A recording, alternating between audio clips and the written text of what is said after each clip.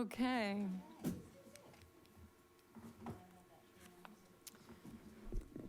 For those who have just tuned in, council just completed an executive session, and we're now moving into the next item on our agenda, which is a study session, AB 5608, which is covering House Bill 1406 and House Bill 1923, a briefing and arch update. For this, we have It's the Allie and Allison show. an Allison show. All right, great. We have the Well, thank same you. name, but we do different things. Thank you, council. I'm Allie Spees, assistant to the city manager. Boy. This is Allison Van Gorp, who is our Community and Planning Development Deputy Director. We are here tonight to talk to you about really exciting information. Woohoo, legislation. I'll be talking about HB 1406 and HB 1923, and then Allison will be providing an update on ARCH and their program operations. So, during the legislative session this last year in 2019, the legislature passed a bill, and the brief description is that it's encouraging investments in affordable and supportive housing. Basically what this does is it gives county and city legislative authorities an authorization to implement a local sales tax to fund affordable or supportive housing. And it's offset by a reduction in the state's portion of the sales tax. Therefore, it does not result in an increased tax on consumers. It's a 20-year tax credit, and it can be used for projects that serve those at or below 60% area median income. And you can use this for acquiring, rehabilitating, or constructing affordable housing, funding operations and maintenance costs of new units of affordable or supportive housing, or for populations, cities with populations under 100,000. The funds can also be used for rental assistance to tenants. The potential revenue estimate for Mercer Island is based upon the taxable retail sales in 2019, so it's about $36,000. For this program for 20 years, it will always be based off of the 2019 fiscal year taxable retail sales. So for the next 20 years, it's a steady amount that's coming in. It'll be the same amount. And it's times 0.0073. That was the number that was established by the legislature, and that will be your maximum collection amount. There's a tight timeline for action on this, so we must adopt a resolution of intent by January 28th, 2020, and then an ordinance authorizing the legislation by July 28th, 2020. So, I also want to let you know there is a large part of this bill that I left out, and I purposefully left it out. It's regarding a qualifying local tax. Right now, Seattle is the only city that has a qualifying local tax. You have to go to the voters with a levy for that, due to the fact that that's a large cost for our city that we haven't planned for or budgeted for. Staff's not recommending that we do that. If we were to, it would double the amount of the tax that we could bring in. So it'd be 0.0146. Right now, King County has adopted that. So because King County's adopted the maximum that they can, we are allowed to do the first level, which is the 0.073%. We could do the 0.146% if we wanted to go to the voters with a levy to levy that additional amount. So staff's recommending that we do this. It's pretty simple. There's nothing hidden in this, even though we all probably are wondering, wait, well, what's the catch? Because it's a very simple tool that the legislature has given us. So staff's recommending that we would pass a resolution of intent and adopt an ordinance that we could use the sales and use tax for affordable and supportive housing in accordance with HB 1406, and that we would use that to supplement the city's contribution to the ARCH Housing Trust Fund. Unfortunately, these funds cannot be used for ARCH program administrative budget. They have to be used towards projects and towards the actual affordable housing. Questions? I think we do. I think Yep. we have Salim. And then Lisa, are you reaching? I just wanted to ask about timing of use of funds like impact fees, they have a clock that goes against them. Does this have a similar clock? Once you collect the tax, you have to, for instance, does Arch have to convert it into a housing unit in a year, 2 years? We know that those funds can sit pooled, waiting for a Yeah. project, so I think the only clock that matters is our clock, our use of the funds. how long we wait before we try Right, and honestly, in most of the materials, has not rung a bell in the materials that I've read, that there's anything that says when we have to use it by. If we collect it, there's only certain things we can use it for. So technically, I bet we could pool it for 20 years and then use it for something if you wanted to. Thanks. Yeah. Lisa? Thanks. So that's a great response. So because $36,000 doesn't go very far, and so if we could hold it for 3 or 5 years, you're saying we wouldn't be required to spend the 36 every year. We would. As far as I can tell, and I don't know that yet, I haven't been able to find a city that's actually adopted the legislation. I looked last week when I was preparing this. I've seen cities that have adopted the resolution of intent, so we may hold off on bringing you the ordinance until a later date when we can see some examples. But I don't think that during that ordinance, during the ordinance, we would need to, I think we have to identify what the sales tax would be going for. Again, it's a little gray still. It's not delineated in the actual legislation. Thanks. And then, so that Okay. gets to my actual question, which is, and thank you, Allison, for sending me the responses back to the questions I sent you via email today. Well, my question had been earlier today, can we use this, can we dedicate some of this money to Youth and Family Services to provide emergency rental assistance? And of course, conveniently, I don't see any emergency rental assistance in this agenda's payables, but I've seen it in almost every other agenda's payables. And can you clarify if Sure. Youth and Family Services could use that money for that emergency housing? Yeah, so I spoke with Cindy Goodwin, Director of YFS today, and they do have a family assistance program. And that program provides utility and rental assistance to Mercer Islanders that are in need. There is a limit of $1,000 within a 12-month period for each family. That's their policy. And YFS averages 18 households per year. So they spend about 18 to 20,000 on actual just rental assistance. That doesn't take into account utility assistance. Their criteria is that the resident has to be at or under 70% of the King County HUD median monthly income per number of household based on the last 6 months of income. So they have a little bit of a more complicated formula than the 70% AMI or 60% AMI. So yes, definitely these funds could be used for that. I think when we talk about the second piece that Alice is going to talk about with Arch, it comes into play with the increase in cost for Arch. So, we have the two things that we need to fund, which is the Housing Trust Fund and then the administrative program. And so just keep that in mind. I'm going to ask a follow-up question to Lisa's because she beat me to the punch on that one. Did Cindy imply that there is more demand out there than we're currently serving? Yeah, So, anecdotally, she did say that they could offer more, but they try to stay within the 18 to 20,000 range. so they could offer to more people and/or more money to the same or more people.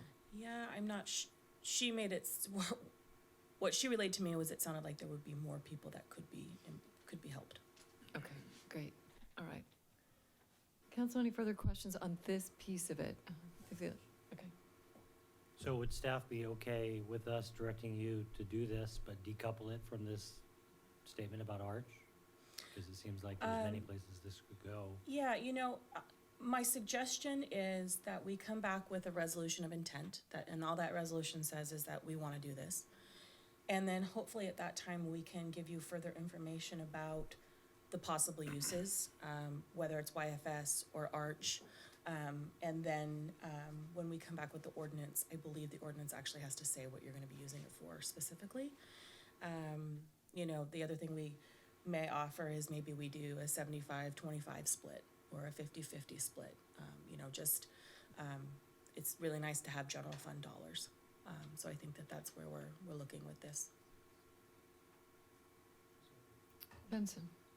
Just as a quick follow-up to that, your comment as far as the possibility of a split, I assume that if it's in the ordinance, it can be changed going forward. I mean, Absolutely. okay, I mean, it's Yeah. not locked in, set in Correct. stone. Correct. Okay. Bruce? Your last comment, you lost me when you said it's nice to have general fund dollars, and I was Yeah. unclear where you, because we would, that made it sort of sound like this money could go into the general fund and. This money can be used for general fund expenses currently. Because the YFS money is coming. No, the Arch money. Oh, gotcha. You pay the Arch Housing Trust Fund out of the general fund.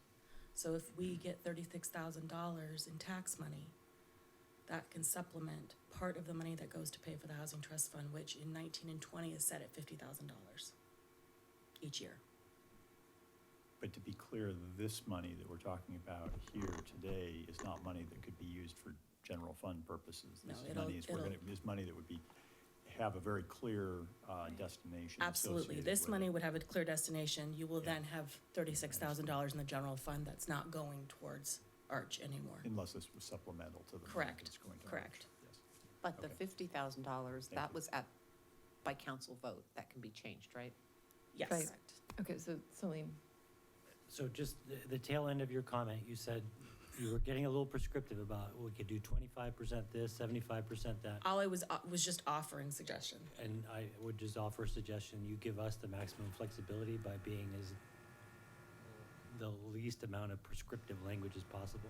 So if you were to say, for example, to be used for the creation of low-income housing units or rental assistance, you know, that to me would be better than 75-25 or Yeah. whatever might. And like I said before, I really need to see how some other cities have done this to see, you know, if it is really prescriptive or if there is leeway. So yeah, I'm hearing that we will come back with something that is flexible as much as possible. okay, so I want to make sure that we're all super clear on one thing, because and I wrote it down, when you initially were going through, you said that these funds could be used to supplement the trust fund. So it could be supplement or supplant funds Both, from the yeah. general, the monies from the general fund that go into it. Exactly. You can use this money for it, or you can add to To it. it. Gotcha. Yeah. Okay, Benson. And I'm going off a recollection that might be faulty, but what happens if we don't do this? Somehow I recall that somehow the county is able to somehow take advantage. I mean, if we don't do it, Yeah. somehow the county, Within, I believe it's in 18 months from now, they can take our portion. okay, I mean, that's important for the public to know. I mean, if we- so Yeah, I if we mean, just- either way, the money would go to be used for affordable housing. It's just whether the city of Mercer Island would do it or the county would do it. Okay. I mean, so council, this isn't the last chance at it. I think Yeah. Yeah. We'll return with the resolution of intent and then hopefully have some more information from you about uses and how that gets delineated within the ordinance. okay. Okay? Great. Any other questions on 1406? All right. All right. 1923. Okay, so this was also passed during the 2019 legislative session. The brief description is increasing urban residential building capacity. Evan and I were involved in this bill as it was going through, and I haven't seen a bill have this much change in a long time. So where it started to where it ended is very different. This bill encourages all cities that are planning under the GMA to, option one is to adopt actions to either increase residential building capacity, or two, develop a housing action plan to encourage construction of housing to meet the needs of people at all income levels. Option one, the city must take 2 or more actions from this very specific list. I think it's 13 or 14 actions that increase residential building capacity. Our analysis is that the requirements of most of the activities are too onerous or not consistent with the direction that Mercer Island's taking to accommodate growth, which is focusing most of our growth in the town center while seeking to protect our single-family neighborhoods. Option two, which is to create a housing action plan, our analysis is that that provides opportunities for the cities to address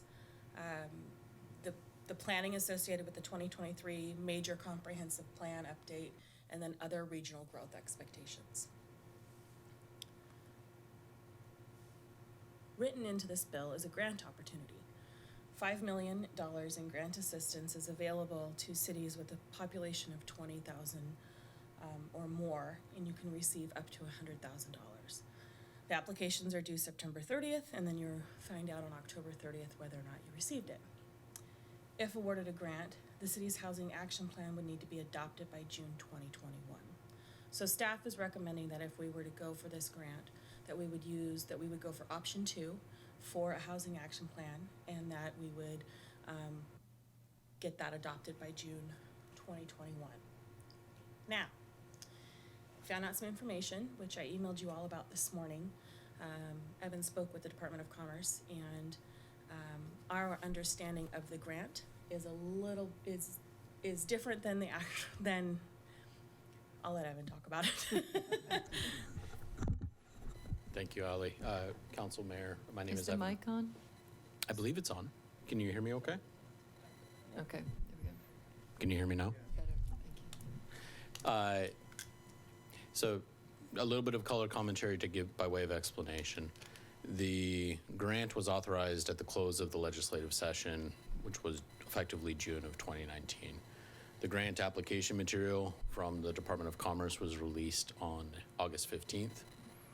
It's fairly lengthy. We reviewed it. What was not clear in that grant material is the item that Ali emailed you about today, which really only came to light after we spoke with Department of Commerce staff directly, which is that if we proceed in applying for the grant on September 30th, and we are successful in obtaining that grant, which we think we would be, we are committing to do this work in 2020 and 2021. Our original approach had been to apply for the grant, determine whether or not we were successful in meeting the grant application requirements, and then approach the City Council at the end of this year with the money effectively in hand for a suggested work plan modification, a change to our budget or a budget adjustment. Based on the conversation I had with this Department of Commerce person yesterday, I understand that we actually need to commit before the application goes into the Department of Commerce to do this work. If we don't receive the grant, we do not have to do the work either way. But if we proceed in the application, we then would need to add this to our 2020 work plan. There are effectively 2 alternatives described here on the board, and so in that context I just gave to you, let me describe the 2 alternatives. One would be for us to proceed with the application for the grant money. The grant amount is about $100,000, or it is $100,000, and we expect to get the full amount. We would use that to retain a consultant that would both prepare the housing action plan and do the public engagement work that is appropriate and necessary for this kind of exercise. And we would need to modify our 2020 CPD work plan, which is a conversation, again, I had intended to initiate before the City Council at the end of this year as we were entering 2020. Currently, we have effectively 4 big items on the CPD work plan. This is the sign code update, a small cell ordinance, a permanent solution, if you will.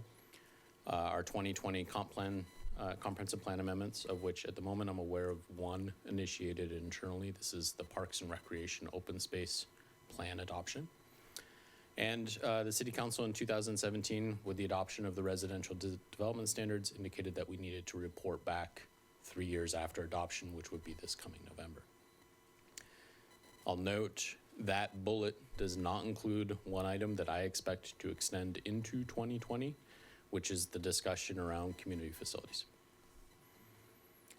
So the commitment, if we proceed with that grant, is likely that we need to take 1 of those items off our plate for 2020 for your community planning and development department.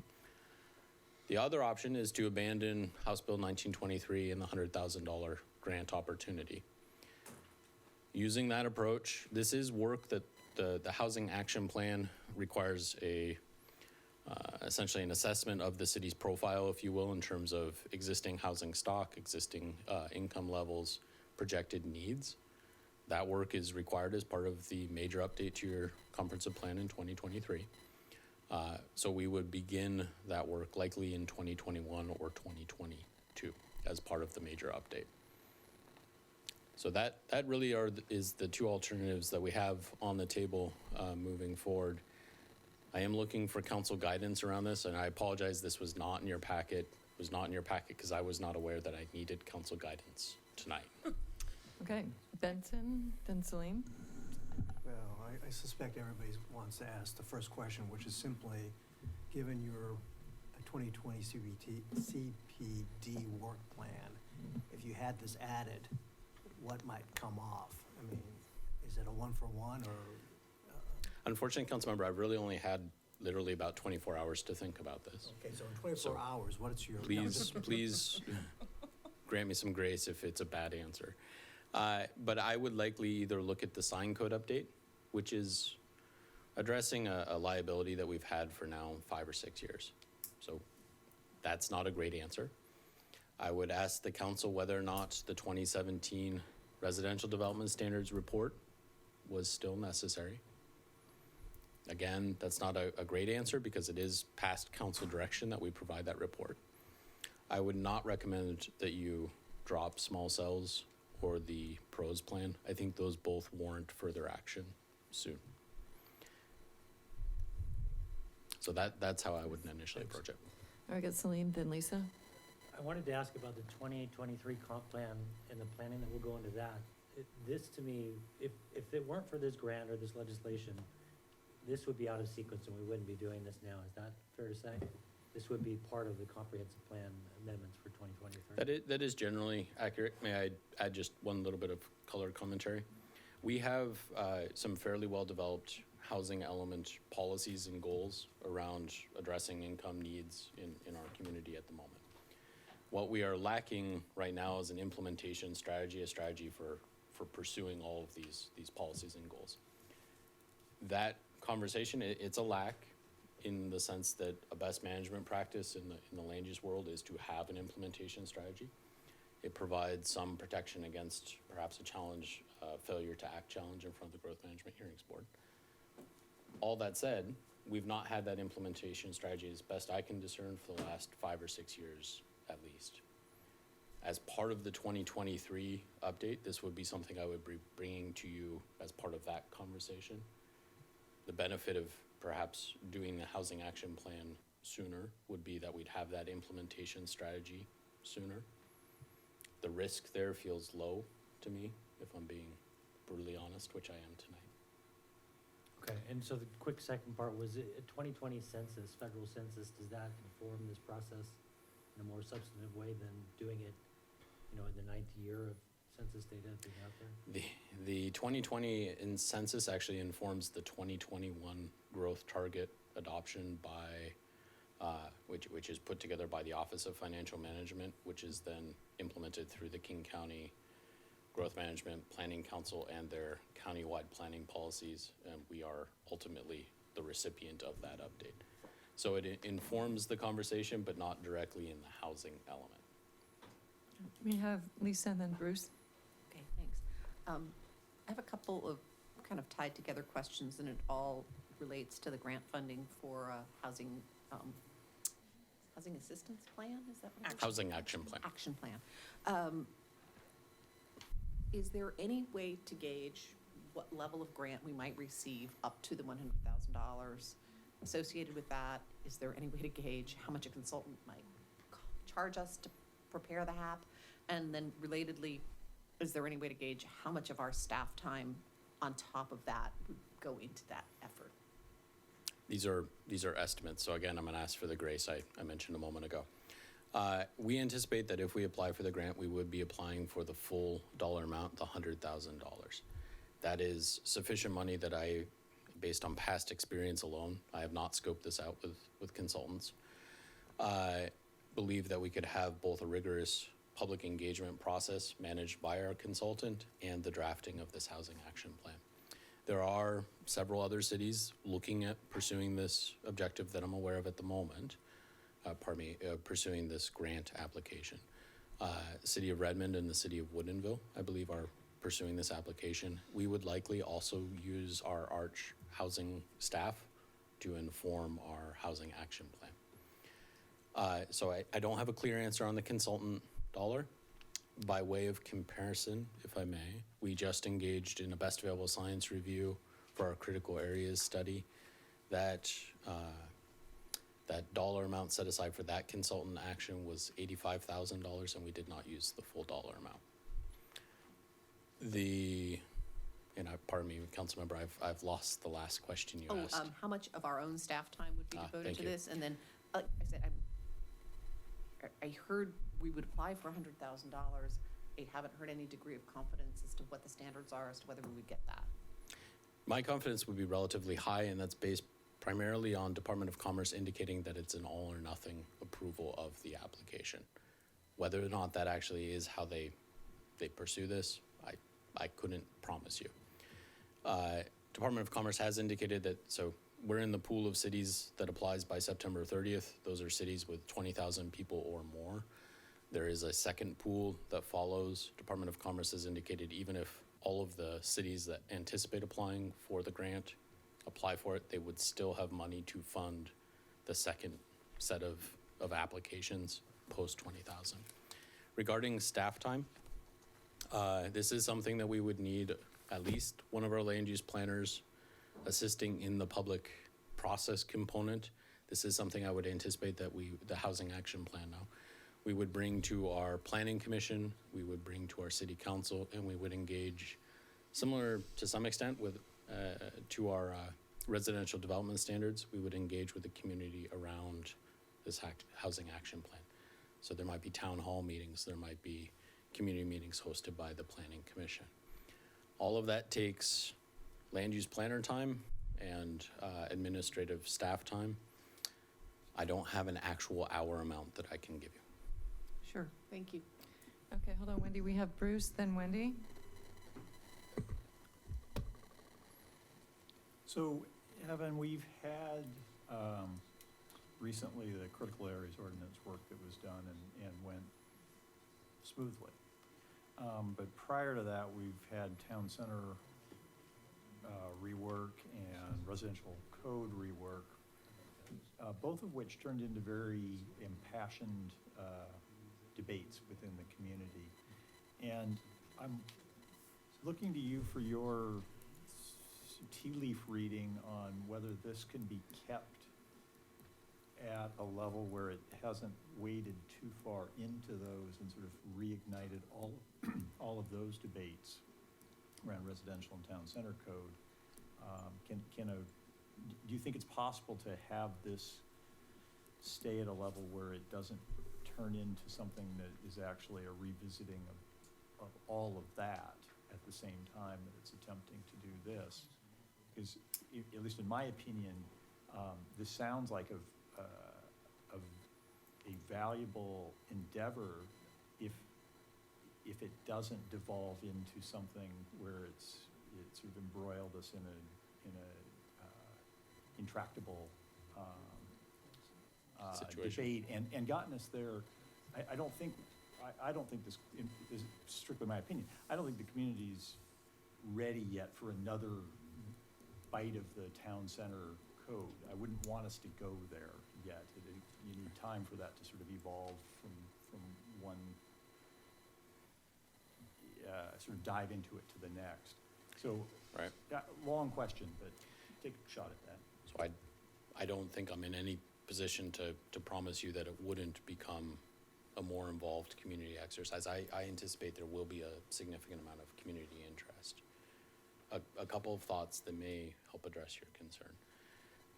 This is, part of this work is work we will need to do at some point in the foreseeable future, whether it's 2020 or potentially 2021, 22. Meaning the assessment of what our needs are, what our projected needs are, and what our strategy is moving forward. The housing action plan is just a strategy to take the next implementary, if that's a word, steps, meaning we are describing, I'm spitballing off the top of my head, increasing our inclusionary zoning requirements in town center for affordable housing, for example, or potentially adjusting our approach in supporting affordable housing at Arch or at YFS or otherwise. Looking at strategic options for modifying our multifamily zoning designations, things of that nature, and identifying then a schedule for following up on these policy approaches. That's a fairly nuanced understanding for a housing action plan, meaning that we may have segments of the community who hear modifying your inclusionary zoning requirements, inclusionary zoning requiring a certain percentage of affordable housing. They may hear that and kind of run with a perception that this is reopening the town center code. And I think that's been some of what I've seen in past conversations. We kind of assume things that we're talking about doing in the future are occurring right now. So I don't know if this helps or hurts, Councilmember. This is why I think a rigorous public participation approach makes sense. It's work I foresee that we will be obligated to do, which is why the $100,000 grant application was attractive at the onset. What has caught us a little bit flat-footed is the hurry up and make a decision right away, which is not how I would like to proceed in general. Okay, we have Wendy, then I'm going to take a turn, then we have Benson. So you just clarified what I was going to ask, and that is this is work we have to do anyway and would likely have had to pay for ourselves. So this $100,000 is earlier than we might have liked, but it also means we don't have to pay for it if we get the grant. We can get the process started and the community conversation going about how housing affordability and housing options and growth management numbers that are coming down the line sooner rather than later might be able to be addressed and talked about and debated and then ultimately complied with or whatever, right? So this is work and conversations we need to start having. So early and often in public engagement all day long. Seems like this is a good way to get started and get some money to do it. And Councilmember, I simply want to clarify that that's largely accurate. A portion of this work is not work that we're required to do. That specific schedule setting of implementation strategy is a best practice, but not a requirement of the Growth Management Act. The rest of the work for that housing action plan, of which is the needs assessment, our projected needs, our strategy, that is required work. Right, recommendations and guidelines, not requirements. Right. Right, perfect. So I have sort of some operational questions. One of them is, how certain are we that if we get this grant that we have to start that work and by when must we start the work and by when must we complete the work? Because I see two factors. One, a heavy workload that your team is already carrying. Two, I think some legitimate questions about what is the public appetite to go into some of these. And three, just the ability to hire the resources that we need. Because if it is us, plus all these other cities and towns that are greater than 20,000 people going after this type of consulting resource, I can see that, we may or may not be able to contract with the organization that we want. So can you talk a little bit about whether or not there is a deadline for initiating this work, a deadline for completing the work, and or what the probability is that we could actually even get a consultant to meet with that? I'm not aware of a deadline to initiate the work. I am aware that there's a deadline to complete the work, meaning adopt the housing action plan by ordinance. And that deadline would be June 15th of 2021. And if we did not do it, are there defined penalties? Not that I'm aware of off the top of my head. I'm certainly happy to report back, presuming we're successful in obtaining the grant, on what those penalties might be. I believe actually what we run afoul of is the contract we enter into to receive the grant monies. And what those penalties look like, I don't know that we know at the moment. Yeah, I'm not stating that we would do it intentionally. Part of it is just knowing that if we're going to set our course, and then are the tools out there that would enable us to complete it. So, okay. Next, we have Benson up. Anybody else after Benson? Mayor Bertling, can I just say one thing? Yeah. You had expressed concern that if other cities are doing this, will there be enough consultants to do it? I want to remind you that some cities may be doing option one, which is rewriting or adding code sections for different things that don't necessarily fit with Mercer Island's trajectory for the GMA. So not everybody's going to be doing a housing action plan that applies It's to a the different grant. consulting pool. Yep. Okay, great, thank you. All right, Benson. I'm going to sort of follow up on Councilmember Bassett's question. The housing action plan itself, I'm just trying to get an idea of the scope of work when you go out and hire a consultant. I'm looking at the materials that were provided, and there's a number of things that are sort of identified. Are these required as part of the housing action plan? I'm not sure, there's a statutory requirement, but then there's not much detail in the statute. And so I'm just trying to get an idea, what is the scope of work that is required? And to Councilmember Bassett's point, the concern is always the expansion of that scope, and it may be unintended, it may be something that's driven by the public, but how do you keep that, number one, what is the scope? Number two, how do you keep that scope in check? The material in your agenda bill is pulled out of the grant application itself. So, Yeah, page 33, Exhibit 4, page 33, there are, looks like six things that have to be in the housing action plan. So it is pretty prescriptive about what you would need to put into the housing action plan. So I think that would be the scope of work with the consultant, would be making sure that these things are all reviewed and evaluated, and then, of course, the community engagement part of that. And that, if that's the case, if those are the requirements, understood, it may be a matter of making sure that the public understands what the scope is. Well, yeah, and part of it is to provide participation and input from community members, community groups, local builders, local realtors, nonprofit. Part of this action plan has to be engaging with the community. So. Okay, Celine? Evan, I wanted to follow up with Bruce's question, because as he kind of said that, I took away from that maybe this was a conversation that would be solely or largely focused on town center and with respect to density. If what Ellie is suggesting is true, and it must incorporate developed strategies to increase the supply of housing and variety of housing types, then that couldn't possibly be the case.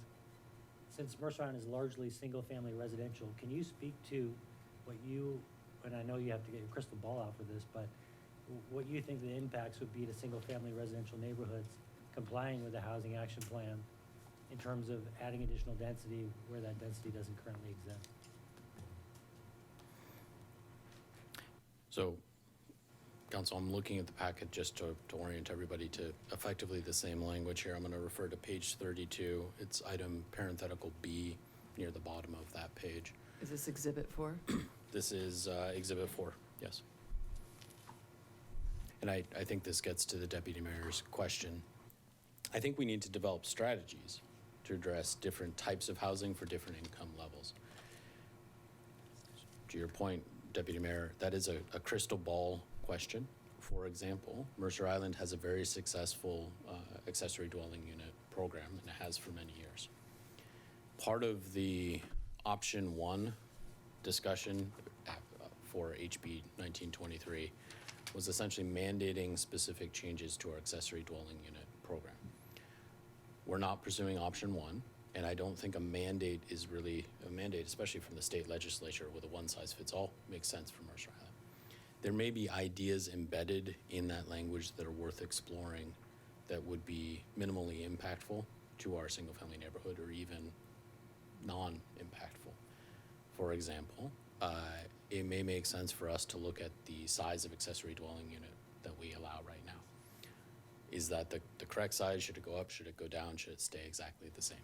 That is the type of strategy I think we should assess as part of that housing action plan. The answer to that could be keep it exactly as it is, modify it, or change it more significantly.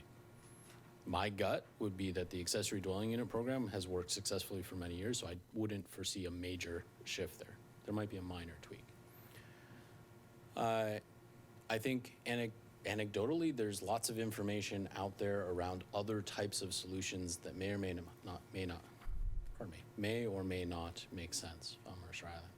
We have a short-term rental discussion that we will need to follow up on at some point in the near future. I don't know how that plays into our housing strategy, but if I'm a homeowner on Mercer Island and perhaps I'm an empty nester, I might be interested in aging in place on the island. This was a theme in many of our comments during the Residential Development Standard Update. There are a couple of approaches that I'm aware of right now.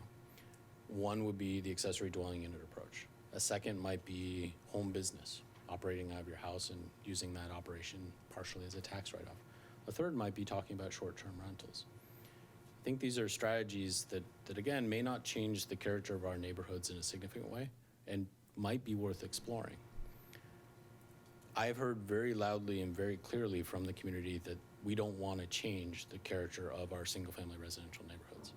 So I'm also taking that to heart, which is why you've heard us echo back to the City Council a number of times. We expect most of our growth to occur in the town center and in our multifamily zoning designations. If the council believes that's incorrect assessment on our part, we should hear that and adjust accordingly. So these are thoughts I have at the moment, and they're things I think we should talk about and explore at some point as we're trying to figure out what is the best approach, what is the thing that does the best job in protecting Mercer Island moving forward. Does that help answer your question, Deputy Mayor? It does, but to your question, land in town center is extremely expensive. And land in the single-family residential neighborhoods, while it's expensive, is not as expensive. So increasing density in the SFR is a cheaper, in my mind, proposition than it is in town center. And so I think your assumption may be wrong. And fair point, council member, this is an assumption on my part at the moment.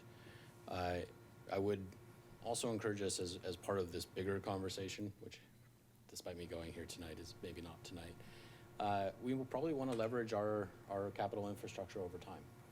It's been pointed out to me a number of times, we've expended a lot of time and money and effort into our town center and into the roads and streets and water and sewer services in that area, and perhaps that's an area where we want to continue to build value and income diversity.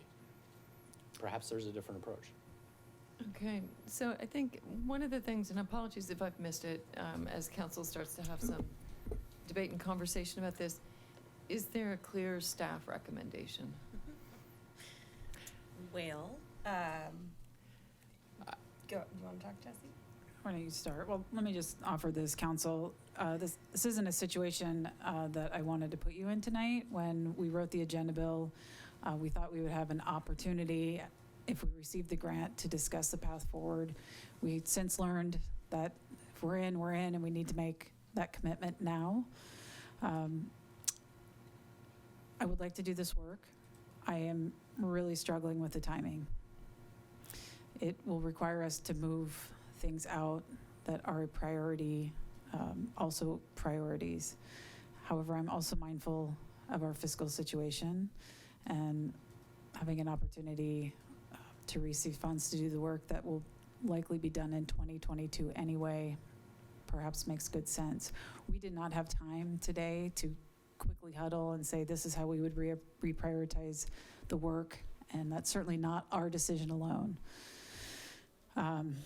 My gut earlier was forego the money and continue on our path, but I am struggling with that because the work needs to be done.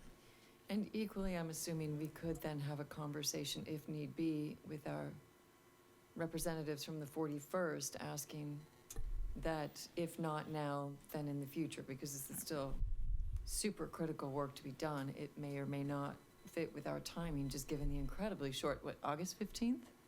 August 15th. August 15th, the 45 days we have actually to jump into this or not, so. This would be an easier decision if the deadline were not 2021. If it was out into 2022, we would feel more comfortable. We have at least had a staff-to-staff conversation about the really restrictive timelines, and that's put us in a poor situation. I will also tell you, council, if we are awarded the grant, we may choose to reject it. And I don't like doing that. But it's an option. It is. So I apologize that we ended up in this go, no-go decision tonight. It wasn't our intent when we put the agenda bill together. Okay, council, feedback. I see Wendy reaching. Right, thank you for that reality check, interim city manager, interim city attorney, interim finance director. Given all of that and given these priorities, I think we should just wait until the time is right. Lisa, I'm seeing some nodding. Do you want to speak to this? I did not think that Councilmember Weicker and I were going to come down in the same place on this, given her earlier comments. But I just feel like it's rushed. It deprioritizes a number of things that we had already put on our agenda that we wanted to do. It is work that is not necessary on the timeline that's mandated, and some work that's not necessary at all. It will take staff time and resources that hasn't been quantified. I would just wait. Any other council members have comments? Benson? I'm actually going to speak in favor of going for the grant. I suppose that there is, nobody likes the time frame. Nobody likes to be put into this box. But I think, given the fact that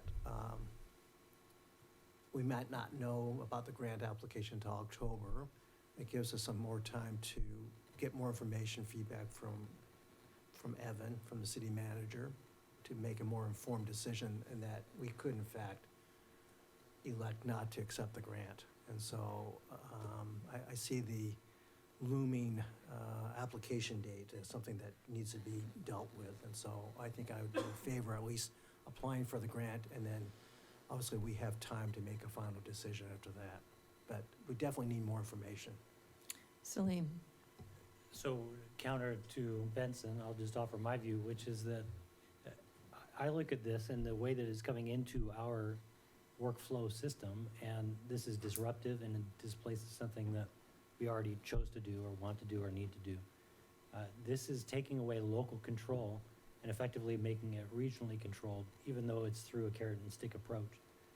I'm not sure a city that is already having conversations about being built out and not taking another growth management allocation should be doing this work ahead of that work.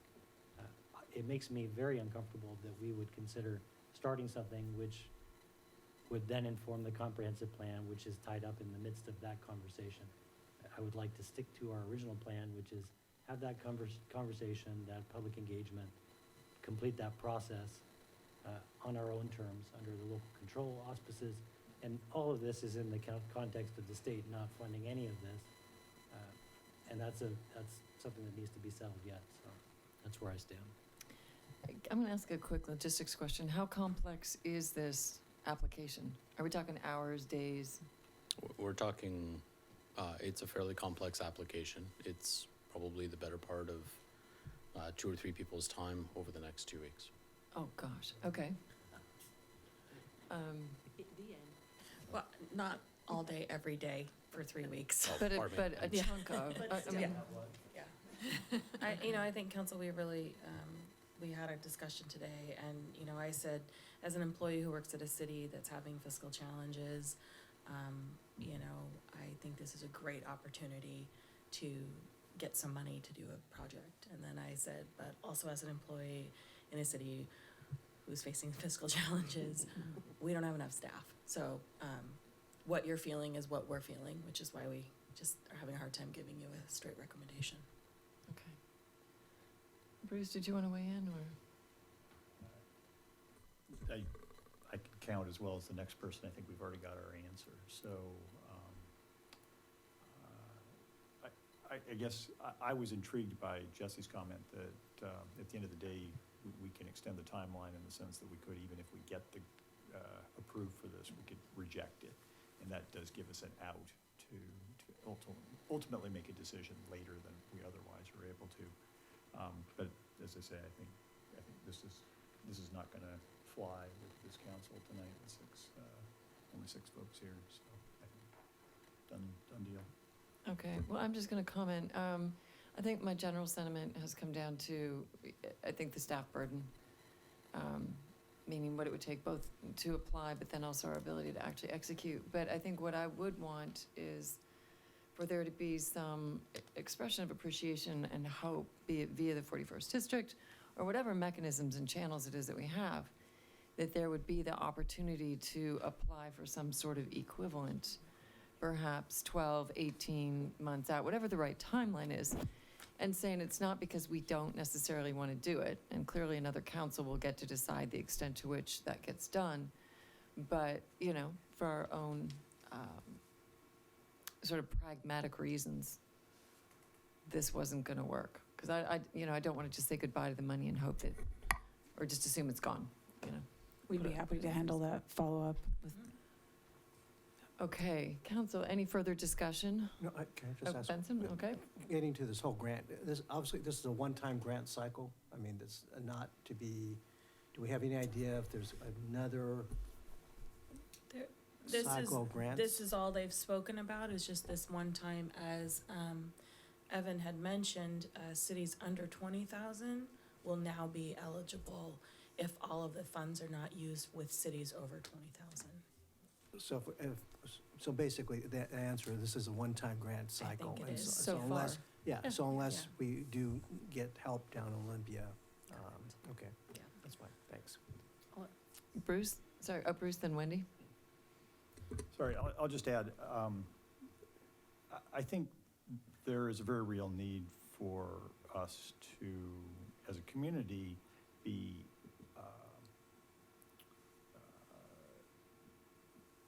trying hard to figure out how we can have more affordable housing and maintain affordable housing, and especially serve the needs of those who want to age in place.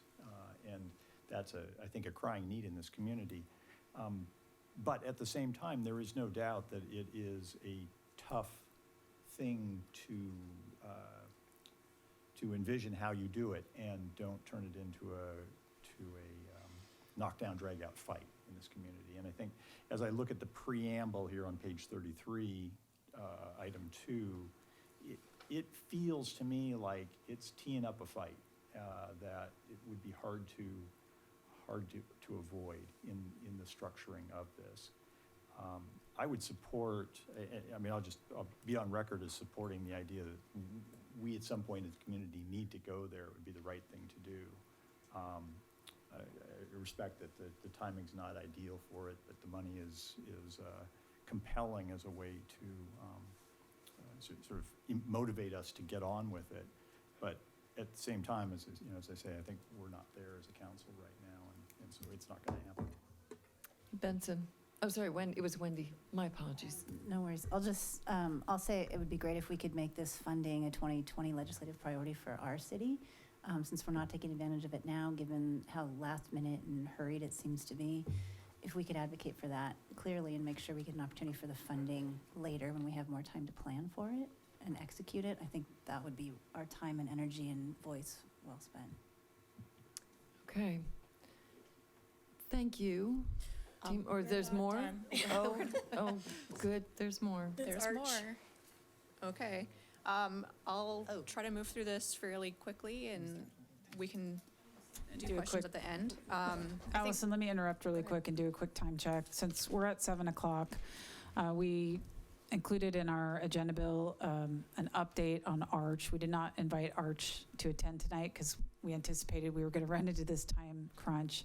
If you would like, Allison can walk you through that, or we could assume you've read it and plan another time to come back and talk about the Arch program. Council, is there any, do you want to go through it tonight, or do you want to come back? There's no action for us, correct? It was really just an update.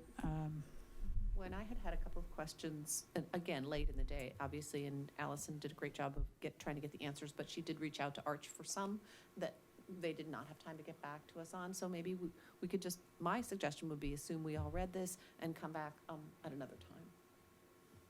I'm seeing thumbs up and nods. Okay, that's super then. Well, thank you, Allison, I'm sorry.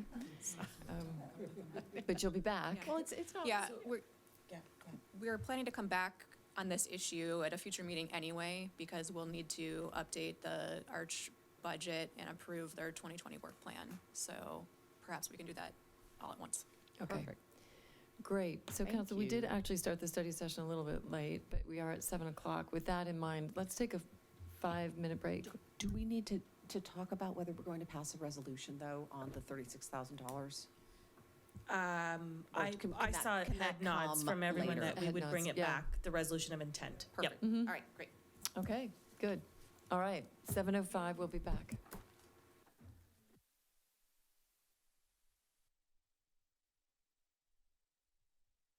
She's still.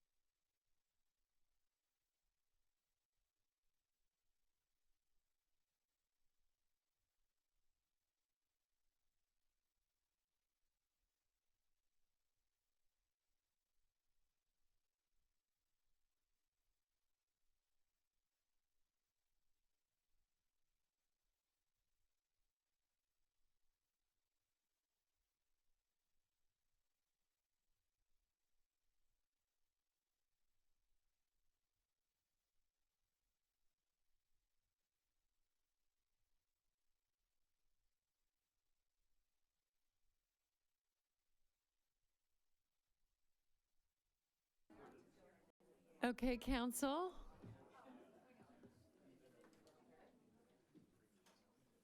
I think we're going to go ahead and get started pretty soon. Going to make sure we get everybody back up here.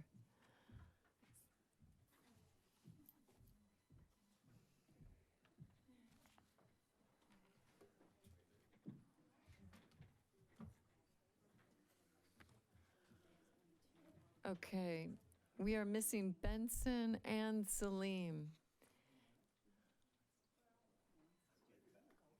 All right. 7:05. There we go.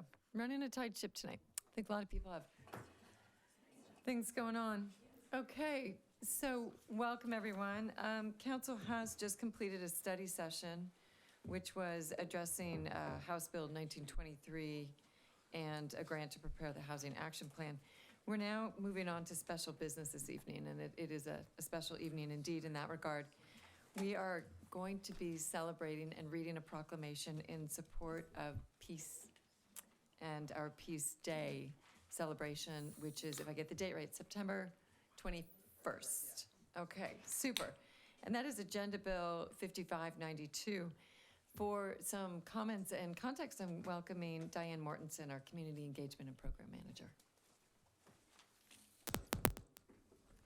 Thank you, Mayor Bertlin and council members. Diane Mortensen with the Parks and Recreation Department. I'm pleased to represent the Parks Department this evening to speak about our partnership with the Rotary Club and to thank you for acknowledging this Saturday, September 21st, as Peace Day on Mercer Island. Over the last year, the Rotary Club has partnered with the city to place 20 peace poles in our community. And this year marks the inaugural Peace Walk to visit those poles. It's my pleasure this evening to bring the Rotarians up to join me, who are going to speak about the event. We have Orm Sherwood, Carol Friends, Karen Dunning, Donna Beckingham, Brent Jordan, and Soon. I don't want to leave out Beth Baska, who couldn't join us this evening. She led this endeavor and the Peace Committee, and she sends her best. And I think we've got somebody that will talk about the event. Thank you. Thank you. On behalf of the Rotary Club of Mercer Island, I first want to acknowledge the extraordinary cooperation of the city of Mercer Island in our efforts. Couldn't happen without your help and assistance. And we know that because of that, we will have a very successful event on Saturday, the 21st. And guess what? You're all invited. 10 o'clock, 9:30, starting the important festivities. And you may walk as far as you like and smile as much as you like and appreciate the day. So thank you, City of Mercer Island, and we will see you on the 21st. And this handsome group of people are all the Rotarians who have done the heavy lifting, not I, for the Peace Bowl Committee. Thank you.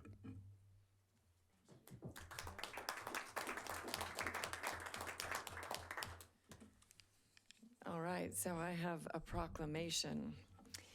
Whereas the International Day of Peace, or Peace Day, is observed around the world each year on September 21st, and whereas established in 1981 by unanimous United Nations resolution, Peace Day provides a globally shared date for all humanity to commit to peace above all differences and to contribute to building a culture of peace.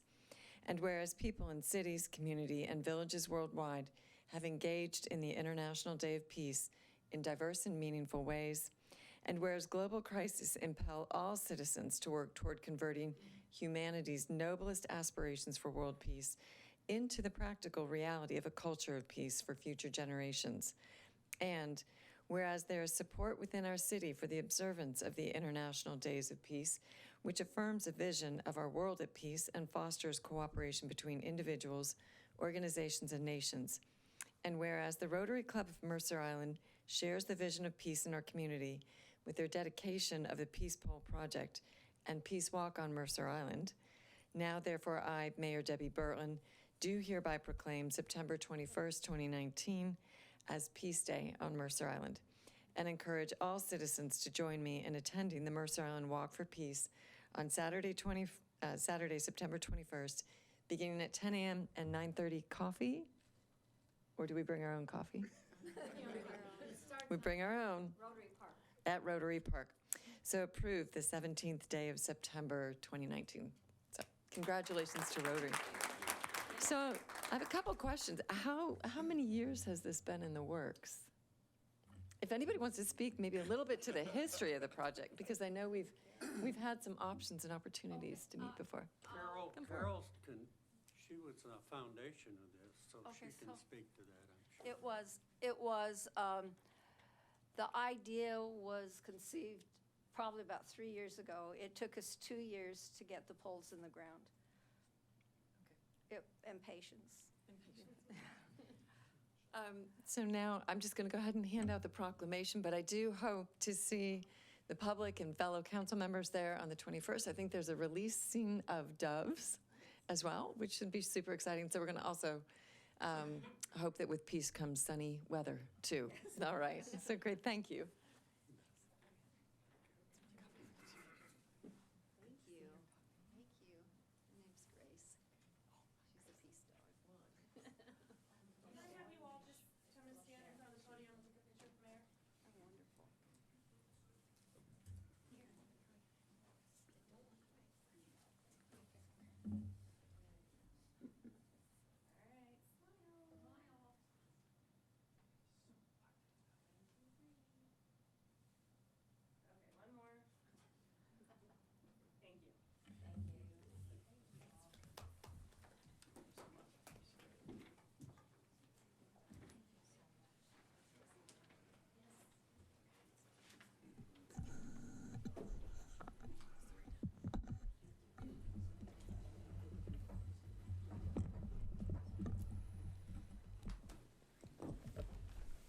Okay, so next up on the agenda, we have the city manager's report, and for that, I welcome interim city manager Jesse Bond. Good evening, council and community. Thank you. Like most of my city manager's reports, this is another everything in the kitchen sink update. First up, well, you just heard about this. So another reminder about the Mercer Island Rotary Peace Walk on Saturday at Rotary Park. Also coming up, an event reminder, YFS, Youth and Family Services, and Parents Edge is hosting a Hidden in Plain Sight event. If you've never been to this event and you are a parent of teenagers or teenagers-to-be, I highly recommend it. We'll be at Mercer Island High School on September 25th at 6:30. And basically what this is they construct a teenager's bedroom. Very cool, right? And they educate parents on what to look for when identifying at-risk behaviors for potential substance abuse or actual substance abuse. There's also a part of the program which includes communication. How do you communicate with your kids about these risks? So I've been to a previous Hidden in Plain Sight event, not here on Mercer Island. It was very, very eye-opening. My kids are hopefully too young to be worrying about this just yet. But a reminder, it is open to adults only. Okay, on to a Recology update. We are just a few days away from starting our new Recology contract for garbage, compost, and recycling services. How many of you have new carts, new garbage cans? Yes? All 3 of ours have arrived at our home. So the update is over 4,000 new carts or toters. I'm told, I think I've mentioned this, I'm not supposed to call them garbage cans anymore. I'm a little obtuse. It's hard for me to learn that new language. Delivery will continue throughout the month. So if you're hearing this and wondering where your new carts are, they are on the way. Cart pickup is also happening. So the request is if you still have Republic carts, leave them out at the street until at least 5 p.m. One of the things that's been happening is as soon as the garbage truck leaves, has emptied your containers, people are removing them or putting them back in too soon. So there's a truck following behind and there's quite a lag. They will be typically by 5 p.m. to take the old cans. Some of us have been missed, and that was unfortunately to be expected. This is a big logistics switch. So if you feel that you've been missed, your old cans were not picked up, you just need to call Recology and let them know, and they will ask you to put your carts back out on the street for pickup.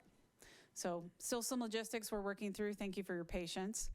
For those of you that still would like to look into a service level change. You may have more compost bins than you need now that we've gone to weekly pickup service.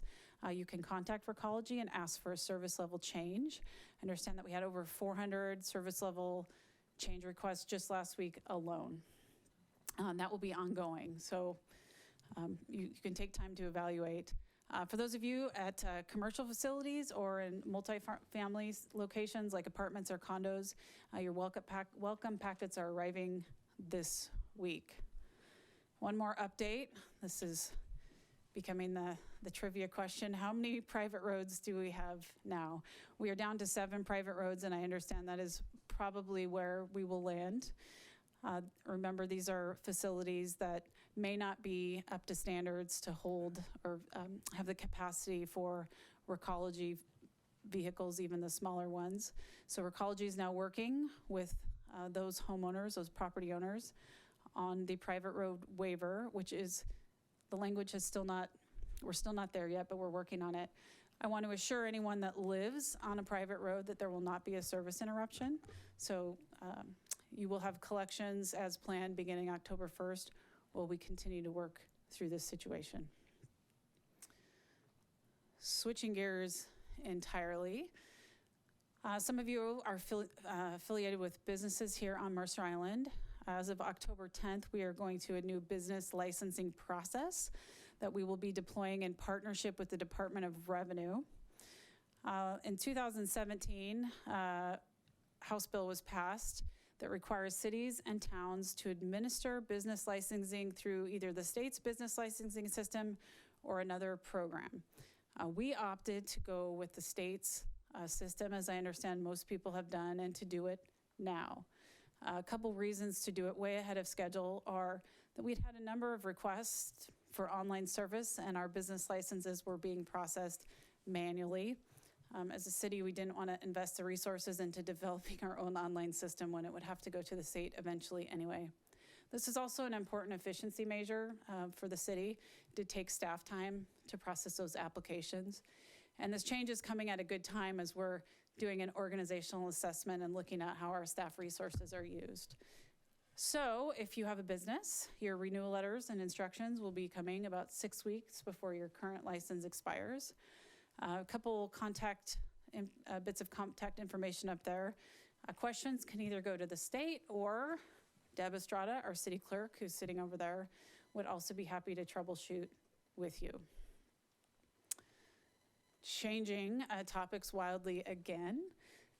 The Aubrey Davis Park Master Plan. I wanted to talk a little bit about the SEPA process. We've had a number of questions, and I'll admit our communication could have been a little more clear about why SEPA, why now. We are working on a master plan for Aubrey Davis Park, as many of you are familiar. We are required by state law to go through the State Environmental Policy Act review process. There's a nuance when you do this for plans. We actually have to have a determination before the city council adopts a plan. So the questions that were rolling into my office as soon as we submitted for SEPA was, wait, the plan's not done, you can't do SEPA yet. It's counterintuitive. We actually have to do the SEPA process before you council can take action on the plan. This is a programmatic SEPA. It's not as specific as a project. So we will be working concurrently through the SEPA input process while we're also continuing to take public input on the plan. If the draft plan that we submitted for SEPA changes materially, meaning there's a greater environmental impact contemplated than what we submitted, we would resubmit for SEPA, so we would start over. Because we weren't contemplating that, we went ahead with the schedule as planned and submitted for SEPA review. So important to know if you're interested in providing comment on the SEPA, that is open. We opened it on September 9th and it will remain open until we receive a determination from the planning department. A couple other key dates on the same theme. September 23rd, which is Monday, we will have another open house on the master plan. It's at the community center from 6 to 8. We will be facilitating a short survey that will also be available online if anyone's not able to attend that meeting. October 15th, City Council, we are planning to be back in front of you with the draft master plan for review and feedback. And we've scheduled right now about 90-minute study session for that. So that's coming. And then I anticipate the final plan coming back to you for adoption on November 19th. We'll evaluate that date on October 15th and make sure that we're ready to go. All right. Again, I told you it was going to be a little bit of everything tonight. We have a new fire engine. We took delivery of the new fire engine, I believe it was last week. This is part of our normal replacement cycle. This new engine begins its service at the North End Station, which is our highest volume station, excuse me. Our engines stay with us and rotate through use over a 24-year period. This is a best practice in terms of fire apparatus. We did make some adjustments, and Chief Heitman is not here tonight. He's at a training this week. So we did something different with graphics wheels and our chassis type to save on purchase costs. One of your questions is, how much did this cost? I actually do not remember, but I'd be happy to answer that for you. So keep an eye out on it, out for it around town. And it's at the North Fire Station, so. In other news, new website. Yes. Couldn't come soon enough. I have to acknowledge Ali Speets, who is sitting over there at the staff table. As we've worked through a number of staffing changes this past year, we did lose the IT director, and our resources in IT were reduced. Ali said, look, I've had it with the website. We can't delay this anymore. I'm going to take it and run with it. And she has, and if you know Ali, she's very busy. This is a sneak peek of the cover page, not fully built yet.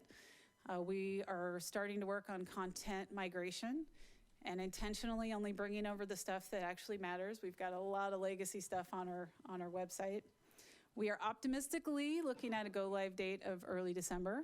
If you've worked on projects like this, you know that the schedule can slide a little bit, but Ali's a taskmaster. So in other new news, we actually have a new domain, and I am really excited about it. Right now, we're mercergov.org. Really weird. We will now be mercerisland.gov. Yay! It took some doing. The only way we could get this domain was to prove there were no other Mercer Islands in the United States. Ali did the work, proved it. Here we are. So one of the questions, of course, is, does that mean, Jesse, you're going to go purchase all new letterhead and business cards? And the answer is no. We will transition over time because the current domain and email addresses will continue to work. So thank you, Ali. Nice work. All right, Jennifer, there she is, Jennifer Franklin. Thank you to our volunteers who were at the farmer's market last weekend during some pretty gnarly weather. One of the goals of the farmer's market display last weekend was to help people understand what it looks like to be self-sufficient for 7 days. So the picture's a little small, but up in the left-hand corner, I think that's Sue Rawboy. That is a table displaying 7 days of food for one person, I believe. Is that correct? Or family? Okay, that's good, because that looks like a lot of food. Okay. All right, that's for a family or a very hungry single person. Just an update, our own staff will be participating in an emergency drill on Thursday, September 26th here at City Hall, something that we do annually. It's very important to keep our own skills up, and pretty much our entire team is involved in some level with that. Thank you, Jennifer. Thank you for being here tonight. Quick thank you, Diane from Parks and Recreation. She scooted out the door. I wanted to remind you, we had some great summer events, and we had a number of sponsors. Micah, Aegis Living, Mercer Island Football Club, John L. Scott, Renewal by Anderson, Mercer Island Community Fund, For Culture, and New Seasons Market. Thank you for supporting all of our summer events. All right, a couple more quick things. Actually, this is the last slide. Chip is not here this evening. A number of you know Chip Corder, our finance director. He's been with us for 14 years. And I did accept his resignation last week. He is moving on to a position with the city of Sammamish as their deputy city manager. So if you see Chip, he will be with us until October 1st. Please join me in wishing him well on his new endeavors. And council, that concludes my report tonight. Great, thank you. As you say, there was a lot of very different content that was in there. So with that, we're now moving on to appearances, and this is the opportunity for anyone to speak to the council on any item. All remarks will be addressed to the council as a whole and not to individual council members or staff members, please. Any person making personal, impertinent, or slanderous remarks, or who becomes boisterous, threatening, or personally abusive while addressing the council may be requested by me and our chief of police, who is here, to leave the meeting. So the council also, just as a quick reminder, cannot accept comments on any campaign-related matters, election for individual offices or ballot propositions, except under specific circumstances where consideration of a ballot measure is on the council agenda. And as you'll note, there is a topic on tonight's agenda which pertains to Initiative 976. So when it's your turn to address the council, please be sure to speak audibly into the podium, state your name, and please do limit your comments to 3 minutes. So with that, do we have some speakers tonight? Yes, Mayor, we have Alex Zimmerman, Ashley May, Ian Goodhow, Olivia Lippens, and Jake Jacobson. Great, welcome.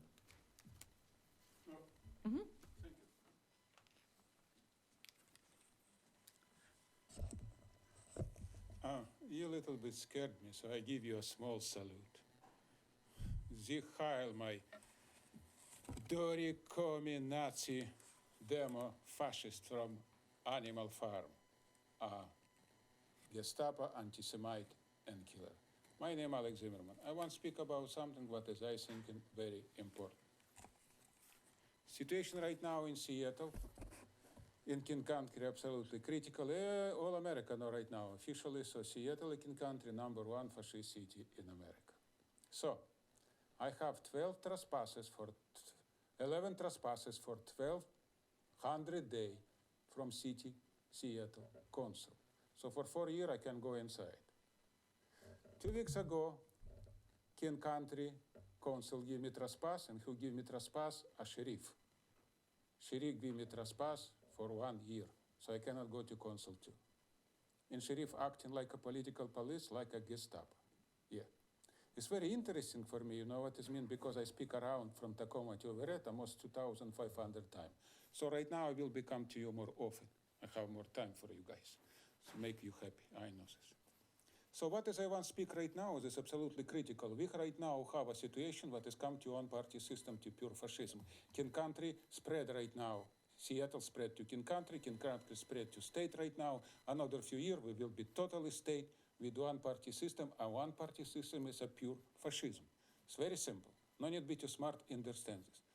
How we can stop in this, I don't know. I don't see light in this tunnel. Absolutely, I live here more than 30 years. Yes. So right now I speak to everybody who listen to me, exactly to Jewish community, and exactly to Anti-Defamation League. Because for 30 plus years I have bad experience with Jewish community in Seattle. And this absolutely make me sick, because Jews support a Democrat. And Democrat right now acting like a fascist, because we have one-party system. So I spoke to Jewish community because Mercer Island have a big Jewish community, center, blah, blah. So this Jew forgot about this, what has happened before. Each time what is fascism, a dictator, a tyranny come, first who the people is doing is kill Jew. For a few thousand years, nothing changed. So this make me totally sick. This is exactly what I want to speak about here. So right now I speak to everybody who listen to me, because it's very important. Guys, we cannot bring King Country, state Washington to fascist system, one-party system. So stand up, America. This is exactly what I want to talk to right now to everybody. And I go everywhere, from Tacoma to Everett where I can, in talking about this. My experience with fascism in my family, totally bad. Stand up, America. Thank you very much. Thank you.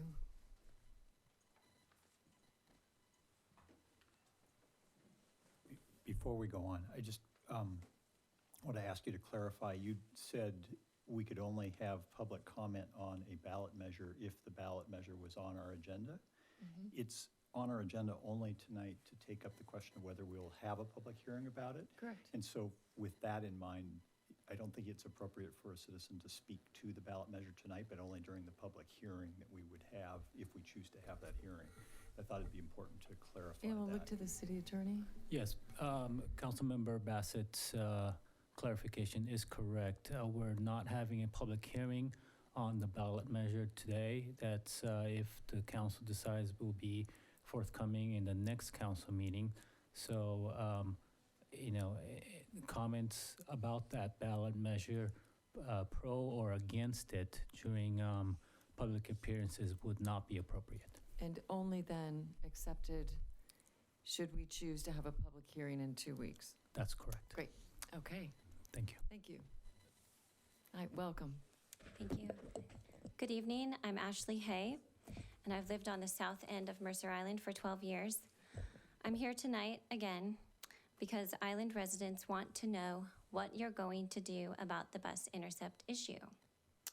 I'm certain you're aware by now that the vast majority of the island does not want to become a regional bus hub for the entire east side.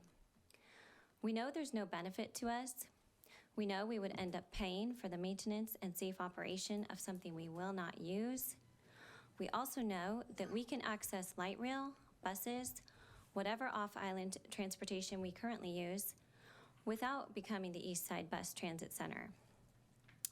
But it has been 6 months since Metro and Sound Transit sat right here and informed you of what they would like Mercer Island to look like in the next few years. It's not a pretty picture. 6 months ago, Metro presented their operational requirements for connecting bus riders with light rail.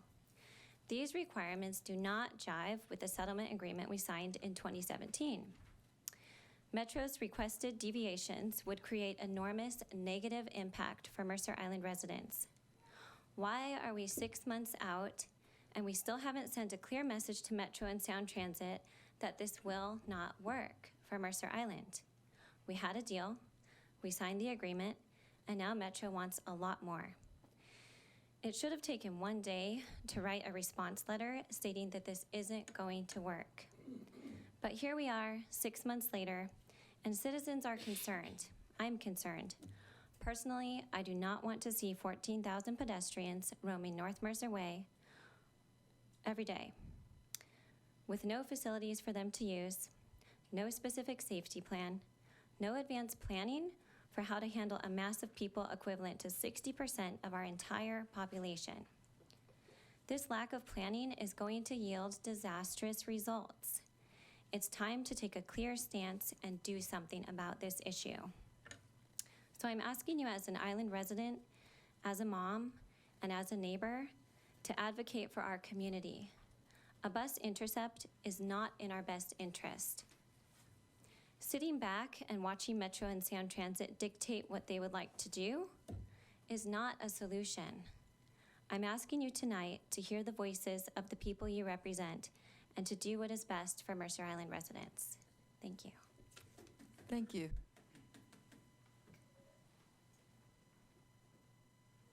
Welcome. Thank you, Council. My name is Ian Goodhue, and I'm here also in opposition to the bus intercept. So I wrote to all of you back in July on this matter, and I only heard back from one of you. I think the council member I did hear back from. I oppose the bus intercept for 3 reasons, and I'm a resident here on the island. First, we're the smallest city on the east side, so why would we bear the burden of this bus intercept? Sound Transit and Metro should go back to the city of Bellevue, knock on their door, and tell them it's going to happen at South Bellevue. Bellevue has the resources and it has the capacity to absorb the impact that the bus intercept will have on the community where it's placed. The second reason why I oppose it has already been mentioned, and that's the congestion that it's going to cause on the north end of the island. Look, we're limited in the space that we have because we're an island. So why, again, would we accept this with nothing from Sound Transit and Metro? Third, the third reason why I oppose it is real simple, and that it is going to lead to increased crime on the island. I have no doubt about that. And I speak from personal experience, having been a prosecutor in this county for 15 years. There is no question that transit centers, the larger they get, lead to more crime. Now, it can be a nominal amount or it can be a great amount. But with Sound Transit and Metro willing to do nothing to help us as a city absorb that impact, I fear that it will be a large amount. So my understanding, again, is that Sound Transit and Metro plan to give the island nothing for us providing this service so that they can provide regional transit. And I think that makes it real clear what your answer should be to them, that you should give them nothing. So finally, I would end with this. I would ask all of you to make your position clear to the constituents of Mercer Island how you feel about this. As was already stated, 6 months ago, there was a presentation in this council, and yet we still don't know what some of your positions are on this proposal. So I would ask that you make that known to your citizens, particularly as November approaches. And if you're for it, I'd like to know why. If you're against it, I'd like to know why. If you're undecided, I think all you have to do is ask one simple question of yourself. What does Mercer Island get out of this? The answer is nothing. Thank you. Thank you. Welcome. Hello, good evening, Council. My name is Olivia Lippens. Thank you for the opportunity to speak tonight. I'm here tonight to talk about the bus intercept again. I know it's not on the agenda, but I'm here tonight to urge Mayor, Deputy Mayor, and Council to hear our pleas. Every day, our organization, Moms for Safe Mercer Island, which is kind of ironic because when it started, it was 6 moms, but it has grown so enormous now with over 200 families, not people, families who have signed on. And it spans every gamut of the political spectrum you could imagine. It's amazing to see what people do when a safety matter comes up. It's a very unifying issue for people. And so I want to make sure that this stays at the top of your mind and know that although you have been working very hard and diligently behind the scenes and in executive session and with studies, that the public perception from the majority of people that I talk to on the island is that they feel as though they're not being advocated for and they don't know where their council stands on this. So it's almost like the cacophony of rage and fear gets larger and larger. Concern is a better word. Gets larger and larger. So I come to you as a mother, as a constituent, as a former business owner, and just as a citizen of Mercer Island. And I want you to give us the benefit of the doubt, because I've seen amazing unification across party lines on one issue. This island has a phenomenal capability to come together. I know you guys already know this. You probably figured that out before I did, but it's been kind of heartwarming to see how everyone has banded together. And I believe that if you push back on the powers of Sound Transit and Metro and do not give them one more ounce outside of the settlement agreement, that you are going to have a gale force support. So I want this to stay top of mind. I want the communication to be huge. And you have a community that is begging for your cooperation in this and your advocacy in this. Thank you. Thank you. Yep, you got 20-some seconds left. Okay, I turned around and I saw Chief Holmes and I thought, oh my gosh, I wanted so badly to say something at the last council meeting about my baby, which is not a prop. I haven't left her with a babysitter yet. I know it's like, who's the lady who comes with the baby? But I wanted to thank Chief Holmes. I couldn't do it last time because the baby had to get to bed, but I want to thank him for his presentation at the study session, for all of his work, and for working to keep us safe, and we support him 150%. Thank you. Great, thank you.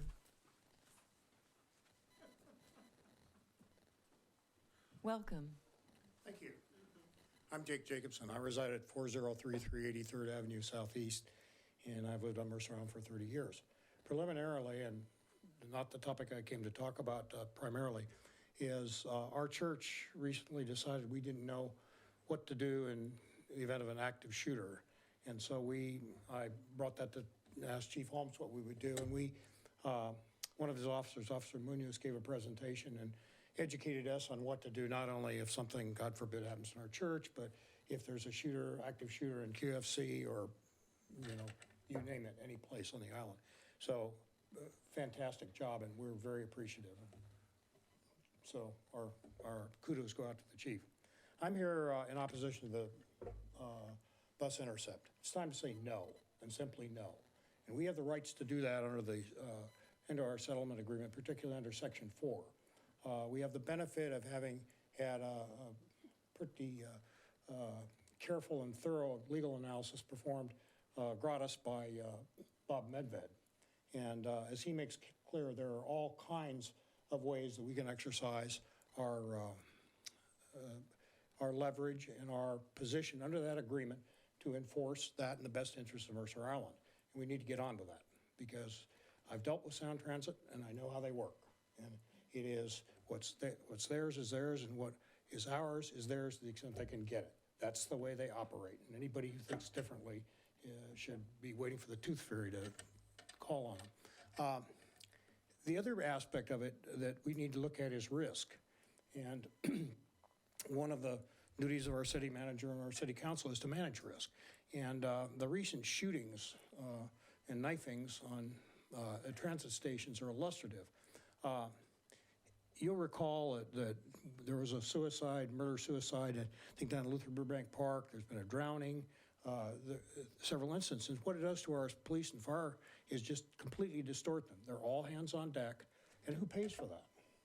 We pay for it. And we need to be clear can be, and as serious as a heart attack about deciding what risks we're taking on and what risks we're going to offload to Sound Transit and Metro, regardless of what kind of configuration we have here.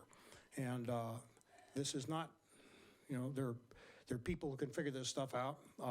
My understanding is that apparently there's been some talk about hiring a competent lawyer to really look at this, and somebody who's got more acumen on the subject than our prior city attorney had, so that we can get on with a solution to this thing and quit wasting and temporizing. Thank you.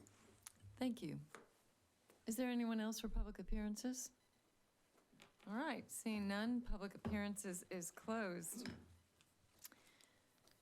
Council, the next item of business is the consent calendar, and the consent calendar contains payables, payrolls, and minutes of the September 3rd, 2019 regular city council meeting. Is there a motion to approve consent as presented? So moved. Second. It's been first and seconded. All in favor say aye. Aye. Opposed? Okay, motion passes and the consent calendar is approved. So now we move on to regular business, which the first item is Agenda Bill 5609, King County Regional 2020 Hazard Mitigation Plan Update. And for that, we welcome Emergency Manager Jennifer Franklin.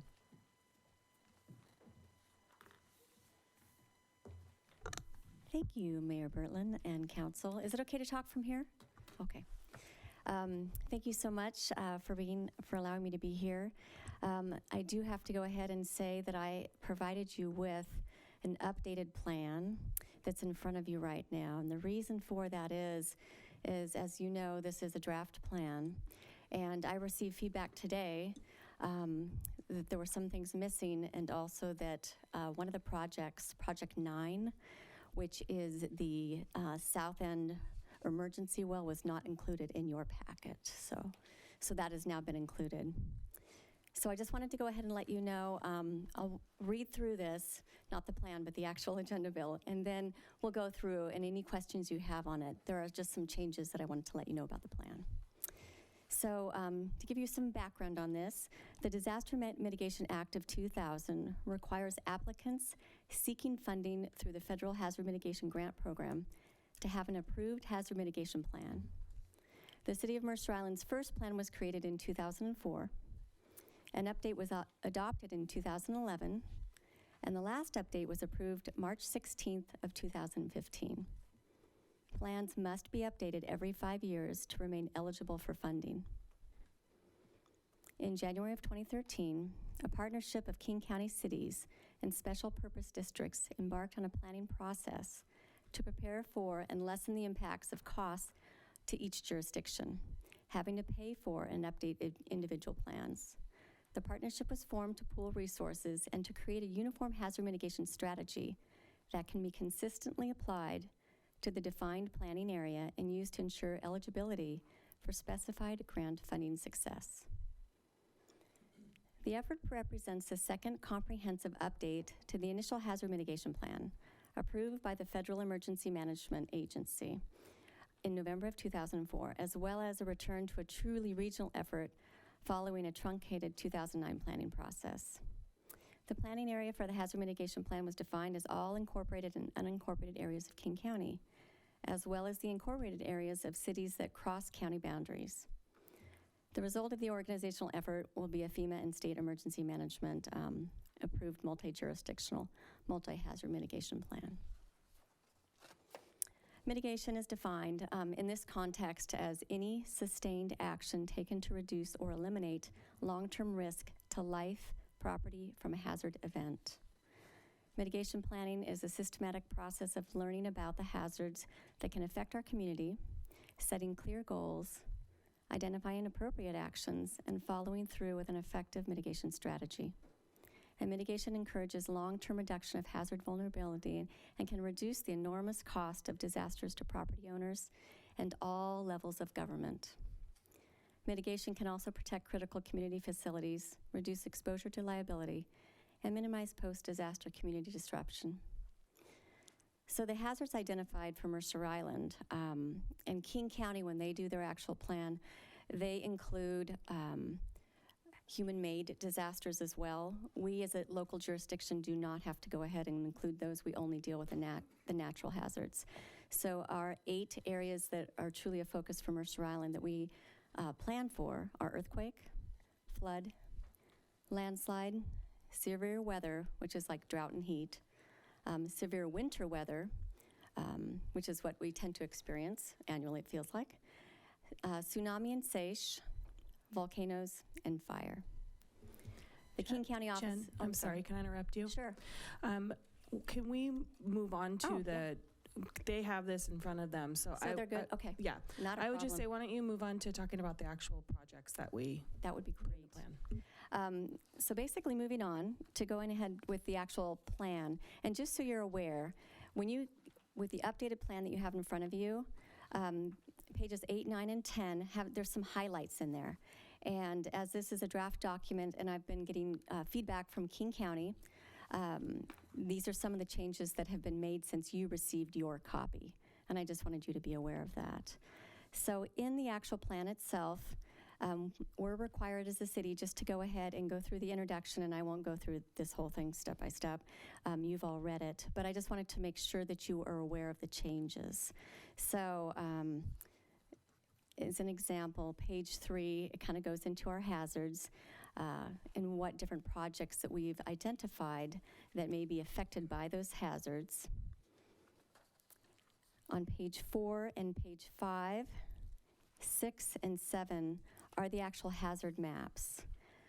And we removed the 2008 hazard maps because they were not up to date and they were not current. So we were advised to go ahead and remove those.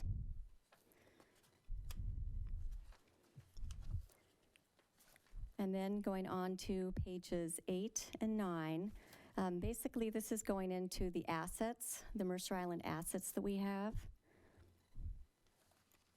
And the one page that I think is probably the most beneficial for you to go ahead and take a look at too, and then we can go into the specific strategies, is page 11, which is kind of what we use. When we did the public comment period, we had 2 different public comment periods. June 22nd was an emergency preparedness fair, which was great to have everybody come out.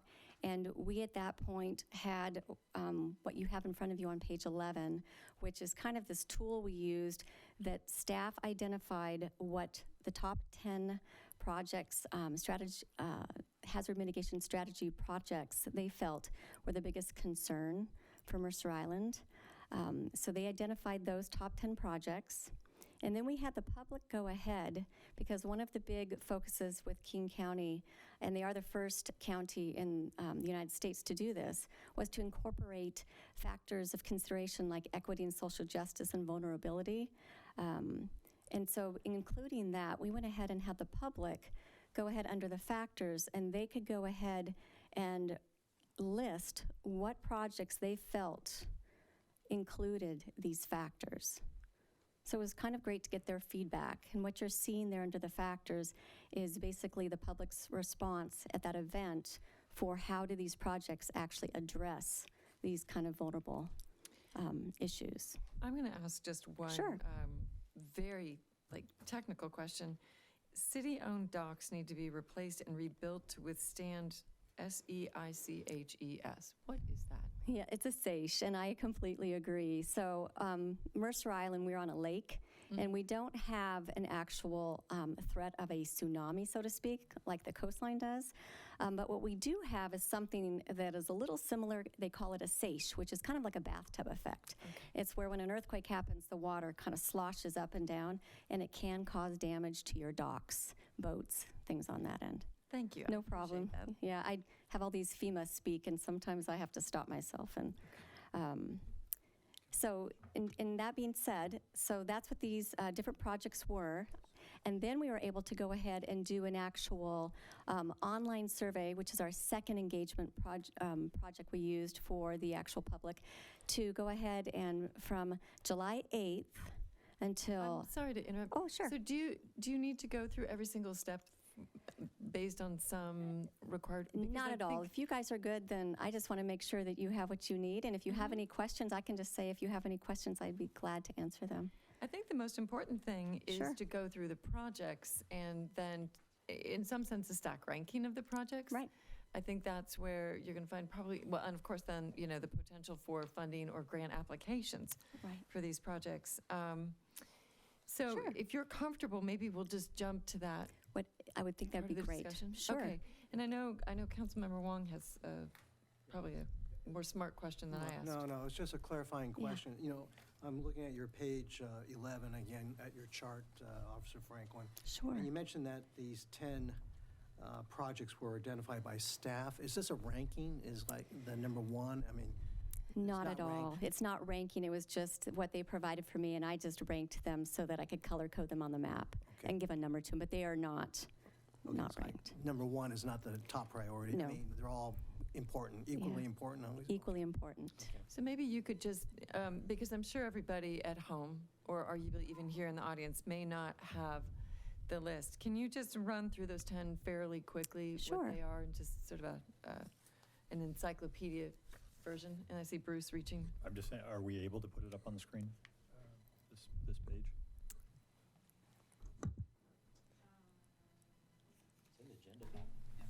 Well, in case there's anybody in the Yeah. audience, et cetera. Yeah, I can Why don't you probably- keep going, I'll and keep and if we going. can Okay. pull it off, we'll pull it off. Okay, sounds great. Great.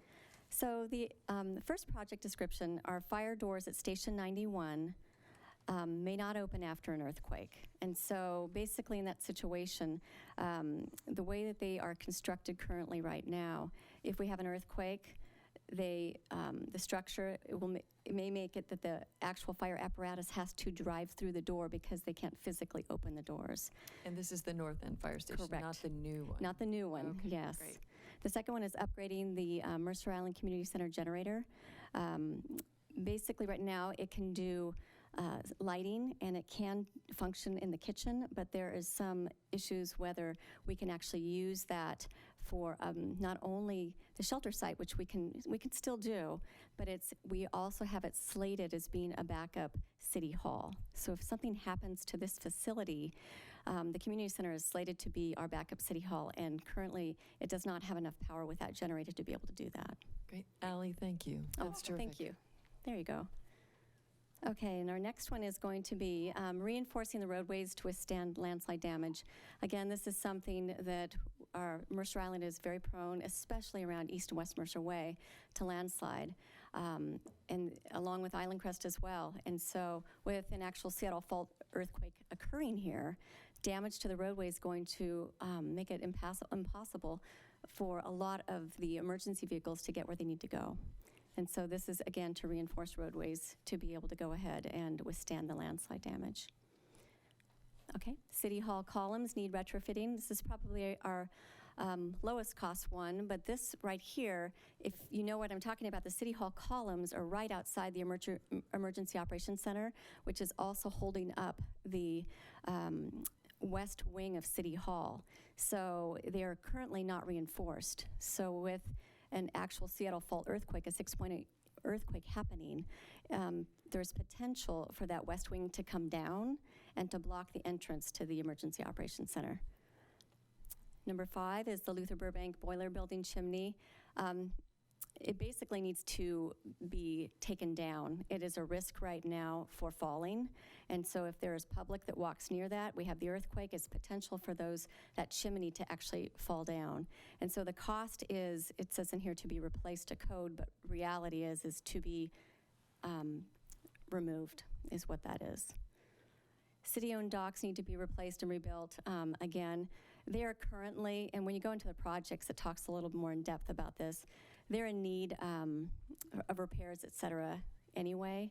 But right now, for us to be able to go ahead and use them for Marine Patrol or be able to take in supplies from other areas if the bridges are down, there's potential for those city-owned docks to go ahead and not be functioning.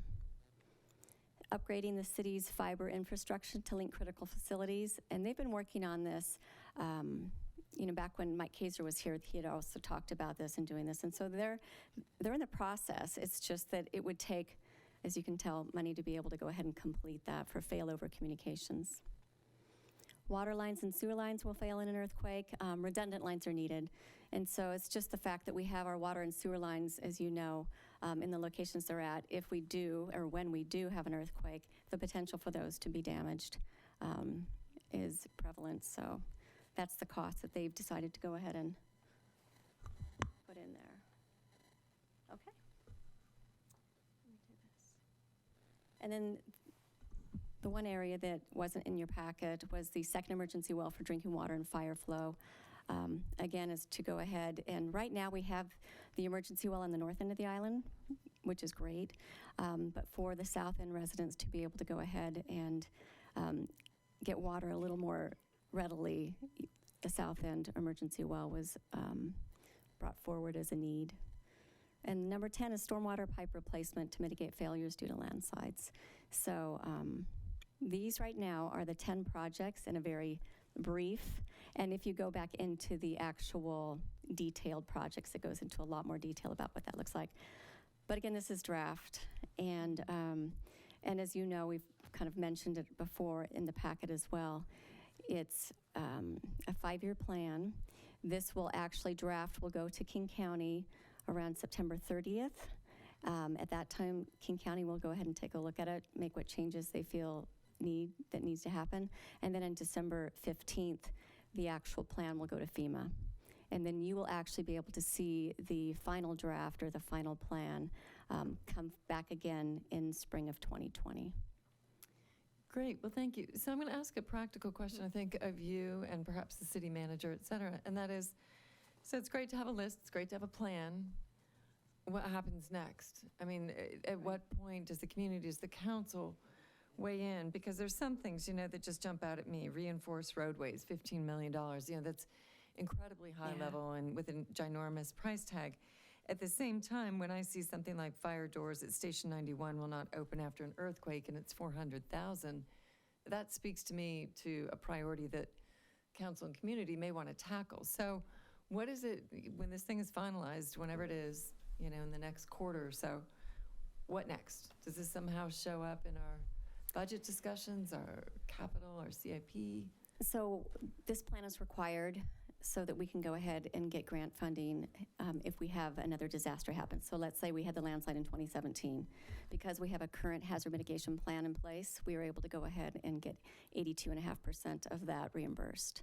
Without a plan, you have the potential for not getting that grant funding. Currently, from what I understand, we do not have the ability to match grant funding right now. We don't have the 25%, which is required by FEMA to be able to do these projects. So Does that mean we have to have it proactively? I mean, what I'm trying to understand is it's great to be reimbursed once it happens, Yeah. but we'd like to keep it from happening. So what Jen was talking about is our eligibility for FEMA. We have to have this plan to have that. We also need to identify actual hazards that need to be mitigated. Now, some of these range greatly in cost, 30,000 to 15 million. Think of this in terms of maybe a wish list is the best way to kind of look at it. These were things that staff identified. These are issues. There's a very good chance that some of these may come back as CIP projects, right? But what we know is that they are risks. They are hazards right now under this hazard mitigation plan. So that's why you're seeing them in this form. So some of them, yes, may come back. Some of them won't, because we do not have the capacity for the 25% match for all of these. There's a great deal of funding that is available.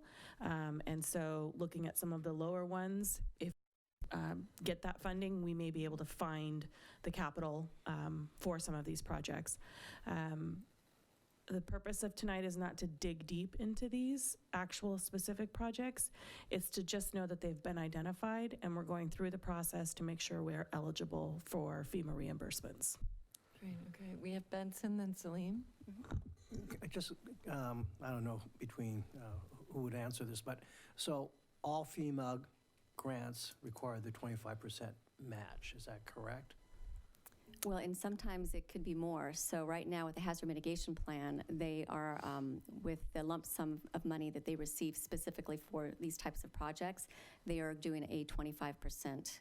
They're doing 75, we have to pay 25. And are there other sources? I mean, you mentioned other potential grants that may not have a matching requirement. Yeah, I mean, we can apply for any grant that we want to apply for anything that we qualify for. But for this specific FEMA grant, which was $600 million, right? $600 million in this grant program for specifically mitigating hazards. And so we needed to identify these, and we might be eligible, but under this specific program, we have to match 25% of it. Just one, I'm sorry. I take it we're actively looking at other grant sources other than FEMA?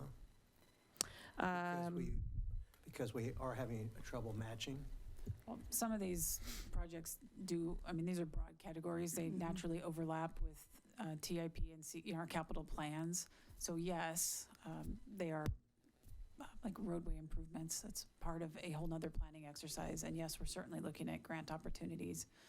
Are you talking specifically about other emergency management funding for these projects, or? I guess both. I mean, I'm just, it sounds like we are actively looking at other and applying for grants, even if we don't have a match. That's correct. Yes. Yeah, just even recalling the Luther Burbank chimney discussion. We have Salim, and then Lisa, did I see you? Okay. So I want to try and understand the 25% or more versus the 82.5. If I look at the fire door at Station 91 and a fire engine in a major emergency may not be able to get out of the building without driving through it, you would get reimbursed at 82.5% if they drove through it during an emergency versus proactively paying 25% or more to fix it before the emergency. So And that's, yeah, go ahead, just sorry. let me finish my thought Yeah. train.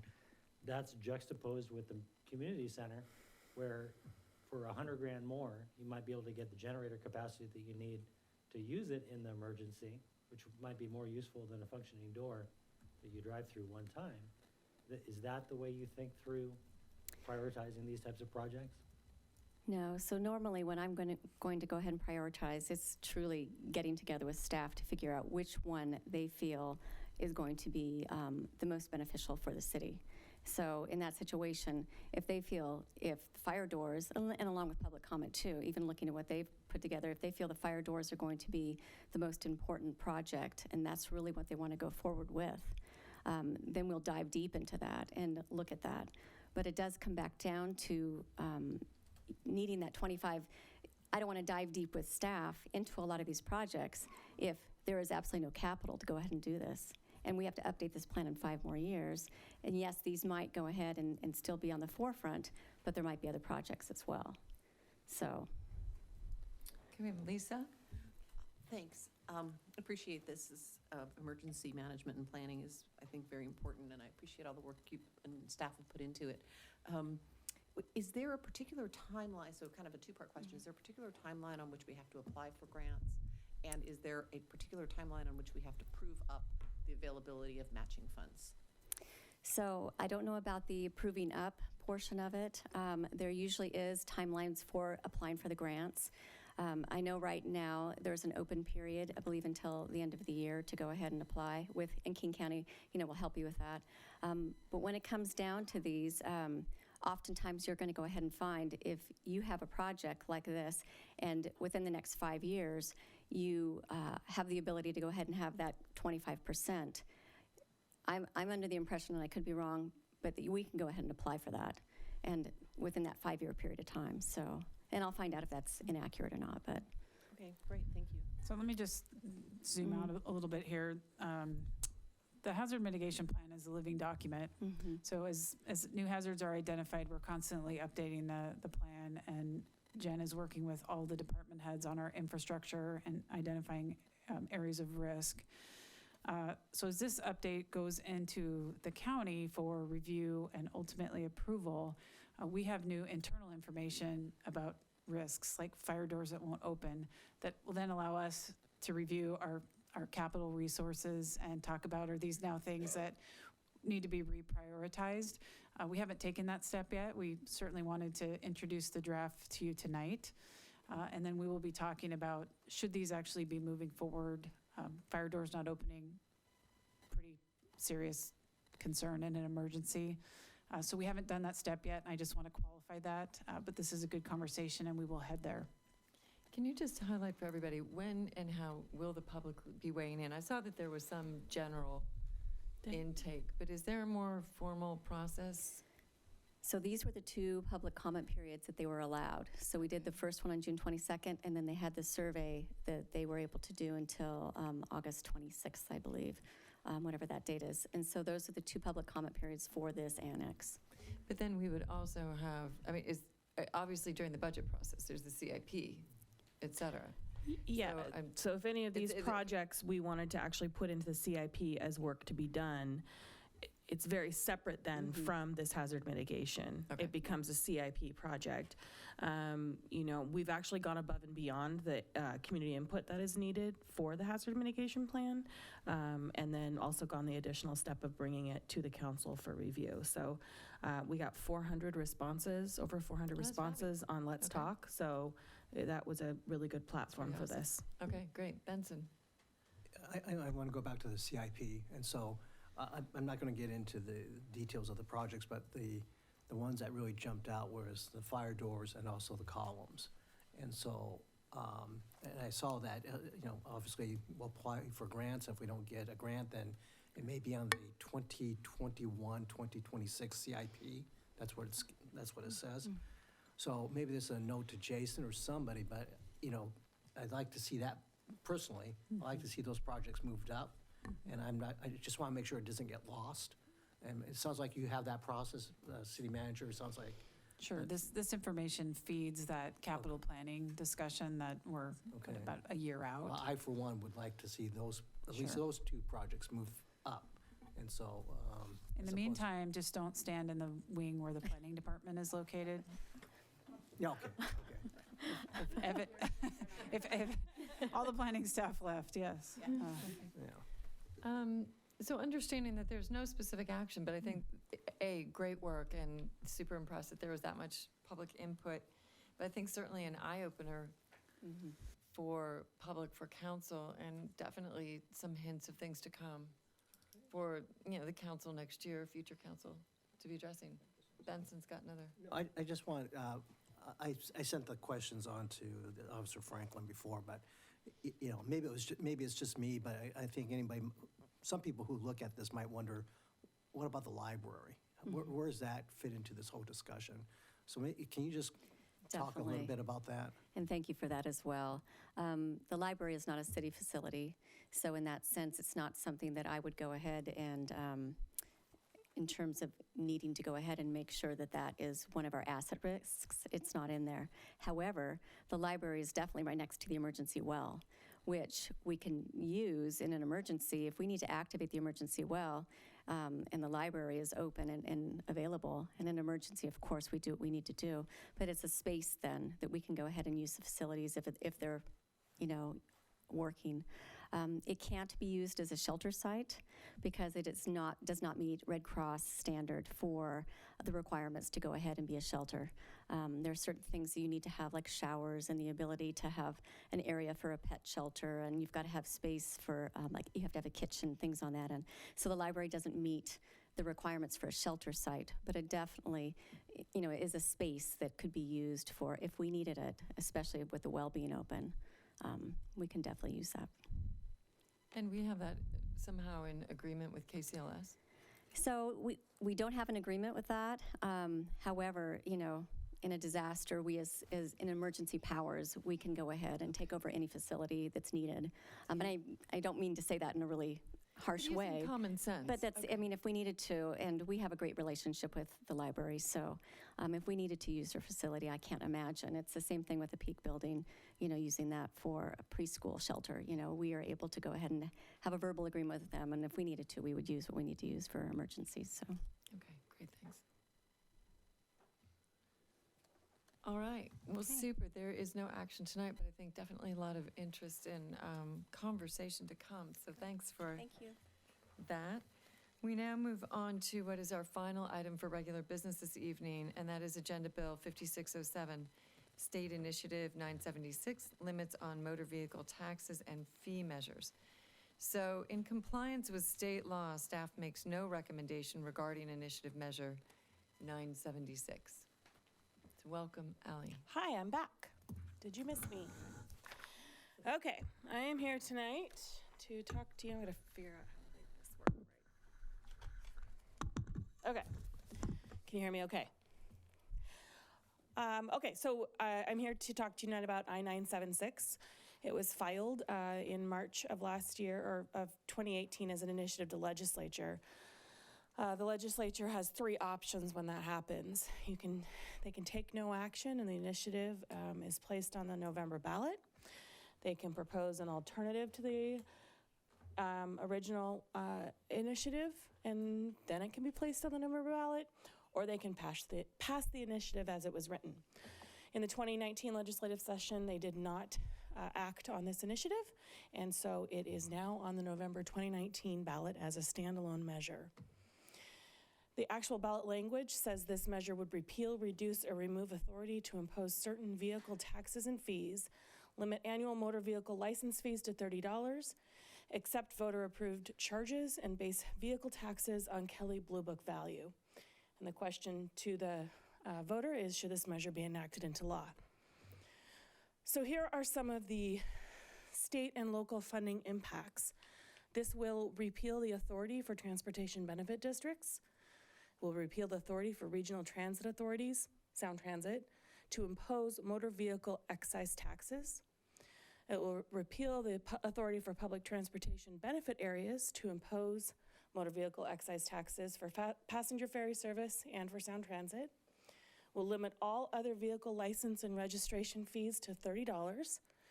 It will base all the vehicle taxes on the Kelley Blue Book value, and it will repeal the 0.3% tax on motor vehicle retail sales. It will greatly impact the state multimodal account. The multimodal transportation account funds all modes of transportation projects, including public transportation, rail, bicycle, and pedestrian projects. The potential revenue impact to that account is $1.48 billion between 2020 and 2025. This will impact Metro services. They estimate potential cuts of $134 million between 20 and 25. And Sound Transit estimates $20 billion is at risk for voter-approved light rail expansion, bus rapid transit, and commuter rail that will create all the new connections through 2041. Mercer Island impacts. The Mercer Island Transportation Benefit District was created in 2014 and authorized a new renewing vehicle license fee of $20 to fund the preservation and maintenance of the city's transportation infrastructure. In 2018, the city collected $375,880 in vehicle license fees for the city's street fund. Additional impacts are that the city also receives $34,000 in fees each year from the state's multimodal transportation account, which is then dedicated to pedestrian and bicycle facility maintenance and construction projects. If passed, I-976 would result in a loss of approximately $400,000 in annual revenues for the city's street fund. RCW 4217A555 allows the council to vote to support or oppose a ballot proposition if notice of the meeting includes the title and the number of the ballot proposition, and the council and public are afforded equal opportunity to express an opposing view.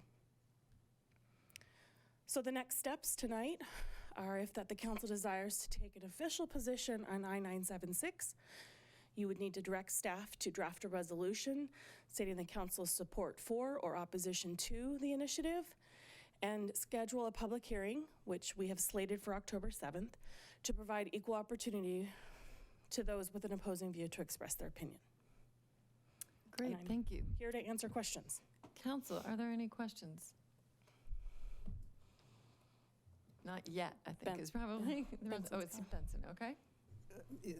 I don't know if you know, Ally, but as far as Metro goes, I mean, you indicated that they would have cuts of about $134 million or so. Mm-hmm. Do we have any idea how that might impact Route 630 and other transportation services? Probably, I would imagine, it would, I believe that would probably trickle down to us. I don't have strict information about that, but it's really going to hit their Rapid Ride project hard, and then, you know, their paratransit and their van pools, and so that makes me think that these smaller shuttles that they have may be also not something they can have, but I don't have actual facts about our routes. Actually, my understanding is Route 630 becomes quote-unquote mainstreamed next year, as opposed to this pilot that's currently run between our TIP, the City of Seattle, and Metro. So I guess we'd have to find out, but because right now it's running as some sort of pilot community shuttle, whereas next year it was slated to become, I think, something of whatever a normal route is, it would be a normal route. If memory serves, I think you may be correct. Jason stepped out of the hallway. Even if it is, I think everything's up in the air. Right. With Metro. The other thing that I did hear is that what would also be at risk specifically with Metro is the electrification of their fleet.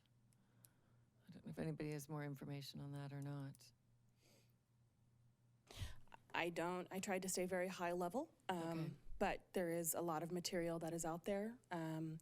The Sound Cities Association Public Issues Committee has spoken about this a few times, so their packets are online, and there is more detailed information from Metro about what would need to be cut. Okay, great, thanks. Benson. With Jason just walked back in, I'm just curious as far as a decision-making process. Let's just say that the initiative passes, so now we have $376,000 less money coming into the street fund. My understanding is that there's nothing that money is not necessarily earmarked for any particular project, but can you just describe what the process is going to be and what the impact looks like? Without making an issue before the council? No, I'm just asking just for his discussion. So Jason Kinner, Public Works Director. So I'll remind the council that every year we adopt the TIP. And so with that process each year, we are reprioritizing, reevaluating projects, reprioritizing, and fine-tuning numbers. So if the initiative passes and we lose $375,000 per year, we will reprioritize the TIP accordingly. What's likely going to happen is project will shift or projects will be pulled off that list moving forward. I'll also remind the council that the TBD is used primarily on arterial road projects. And so we'll have to do that evaluation in terms of where our priorities need to be focused. We're also completing the pavement condition index this year, which will feed our reinvestment needs in our roadway network as well. So we'll reevaluate it next year and bring it back to the council as part of the TIP process, which feeds into the capital improvement process as well. Okay, I think we have Lisa, Salim, and then Wendy. Thank you. So if I remember correctly, this money, the $375,000 a year, or whatever it is, it was a new source of funds in 2014? Is that right? Okay, so we've had it for 5 years. Correct, but it does go into, it's $375,000 per year that is including the 6-year plan. So, you know, we forecast out the 6-year for the capital improvement plan. It does show $375 per year, so we will have to reprioritize accordingly. Yeah, and that's on an overall fund balance of how much? Quick math. Sorry. I think 1.48 in 2019 and 1.52 in 2020. Yeah, this was a question actually that did get asked in terms of what percent, I think the basic gist is what percentage of traditional income, road income, TIP income, road infrastructure income does this represent? Is it 10%? Is it 50%? Yeah, it's approximately 20%. Let us go back and look at the numbers and make sure we give you a fine number, and we'll circle back with the But you council. would say within sort of a swag, it's 20%? Yep. 20% of the, okay. Salim? Just within the context of that 20%, before I get started with my question, it used to be funded with capital dollars, right? So this transportation benefit district freed up dollars that then flow to capital projects. So it's not the end of the world or sky is falling if 20% of it goes away. It's just that will come out of the capital program, which, you know, council needs to understand that context.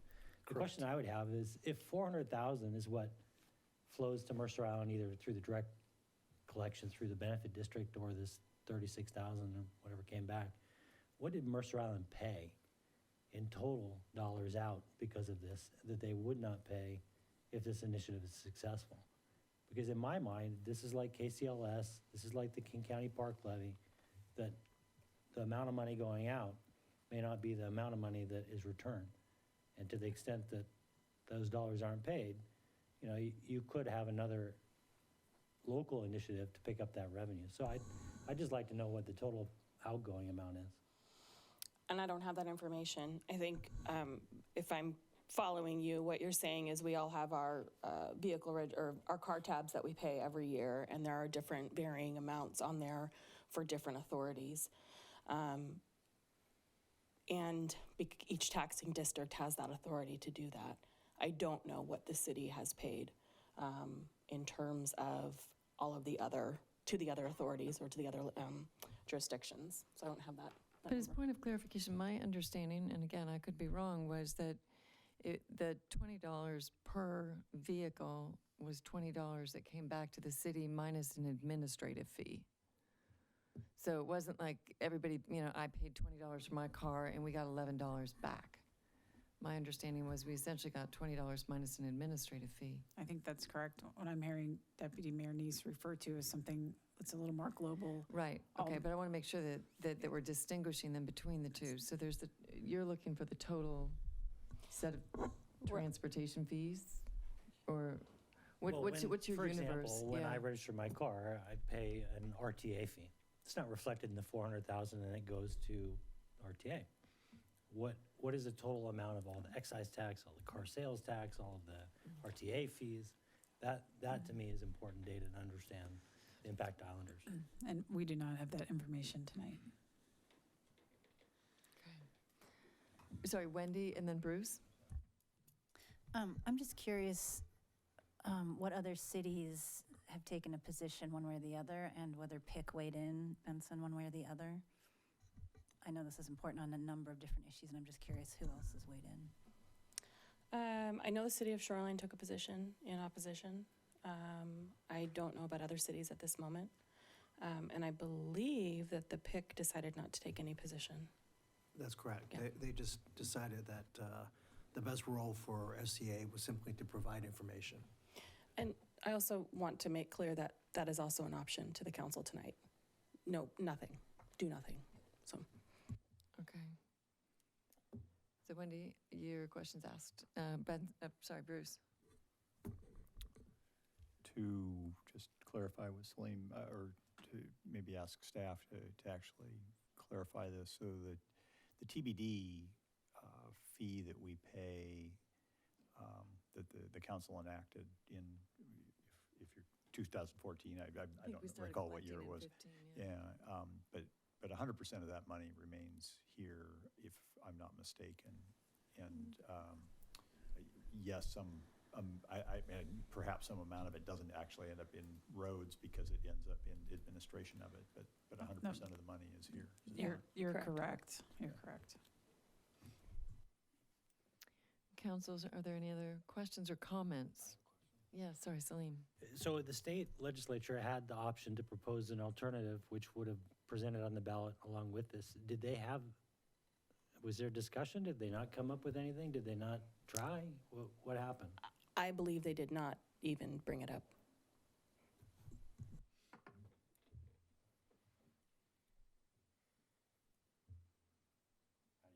Well, I'm giving people a chance. I think people are kind of Seeing no questions, mulling. I will move that we set this to a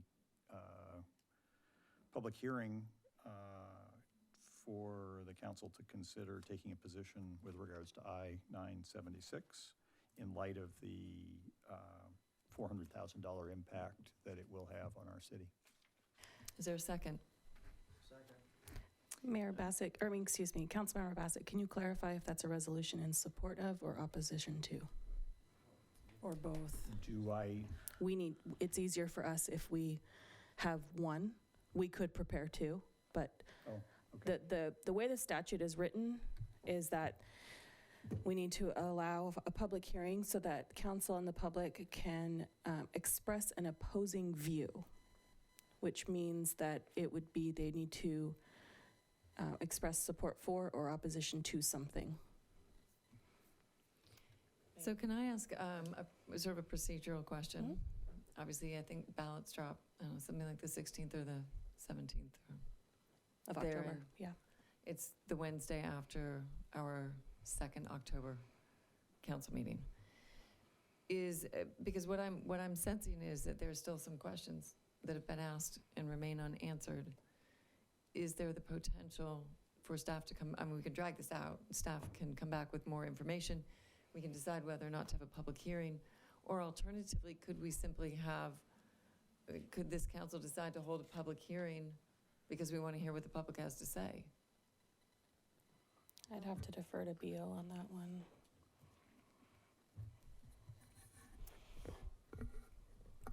Well, I'll start with your last question, as far as scheduling a public hearing and then deciding whether to oppose or support or take no action. That's within your prerogative to do. So right now we have a motion, a seconded motion to have a public hearing on October 7th. It would be nice for staff to prepare to know which direction the council is leaning towards, so that we can have all that, the resolution ready to go if the council does decide to take an action, but it's not, essential that that decision or that direction be given. Because I think the question was with the person who offered the motion. Yep. So what's the right approach for me to alter my motion at this point? You can choose to withdraw your motion, or I guess somebody could offer an amendment to the motion. Can So, we hear the motion again? not for me, you can't. How about I withdraw it and try again? Yeah. All right. And Okay. does my seconder need to? Yeah, do we need a second to the withdraw? Benson, do you need to withdraw your second? Yes. Yes. Okay. All right, Okay. so, Mayor, well, are we in discussion purposes right now or not? Because I have some clarification. No, we're not. We've withdrawn the Okay. motion. well, so yes, we're back to. Well, some- yeah, but you were going to make a motion, but so I'll- I'd call but on I'll you sit to. tight if you've got. Okay, so others, you want to I'll sit tight. answer that So, yeah. question. Okay, so my understanding with on page 4 of the agenda bill, I thought it was pretty succinct. It says if the city council desires to take an official position, the council can direct staff to generate a resolution stating its support for or opposition to the initiative. So I get that staff is looking tonight, although it's not mandatory, for us to say which direction we would want to go. I can cut through this by saying, I don't think council should take a position on it. But if somebody wants to make a motion to do something different or to take public comment on the 7th, that'll certainly be something we can vote on. Okay, great. Does anybody else want to, before Bruce makes a motion, does anybody want to add any additional comment? All right, Bruce. All right. Again, nothing written here. I would move to direct staff to generate a resolution in opposition to Initiative I-976 and schedule a public hearing for October 7th to consider opposing views regarding this initiative. Is there a second? Second. All right. You want to speak to it at all, Bruce? I didn't include the 400,000 in my second motion, but that it seems to me a significant aspect to our transportation budget, and I think it's worth our considering what impacts this would have. And in my opinion, it is worthy of that conversation and worthy of the potentially taking a position in opposition to it if there is council support for that.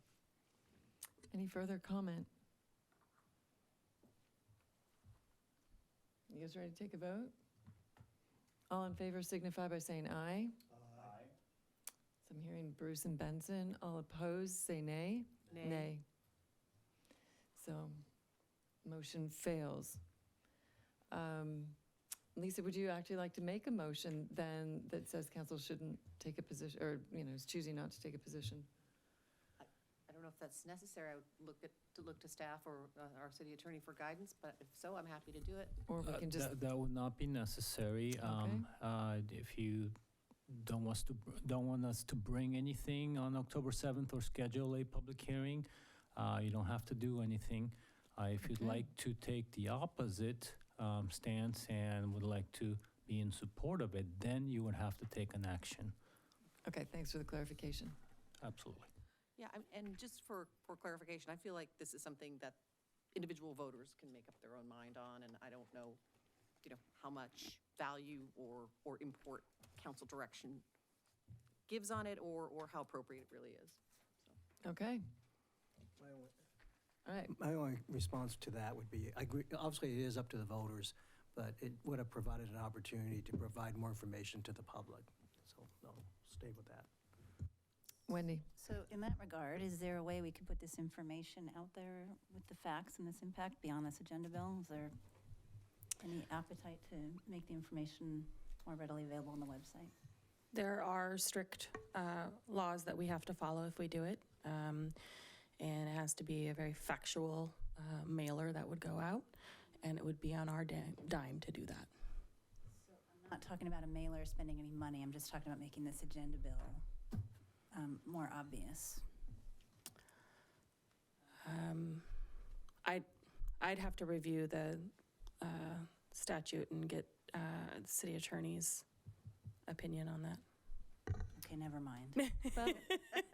Well, I assume that in our MI Weekly, there can just be if you're interested in reading the agenda bill on 976, click here. I mean, I understand the intent, and communicating facts is generally something that we can do without violating campaign rules. However, I do want to ask for extreme caution because using city resources could Okay. imply that we're taking a position. So I'm hesitating right now on the spot. Never mind, the voter pamphlets will be here. Okay. Thank you, now, Wendy. And just for one further clarification, that I'm sorry, if people want to show up on October 7th and speak in the appearances section to this issue, would that be prohibited then? No. Correct. Oh, it would be? It would be prohibited, yes. Oh, prohibited, sorry. Yeah, not. I thought you said allowed.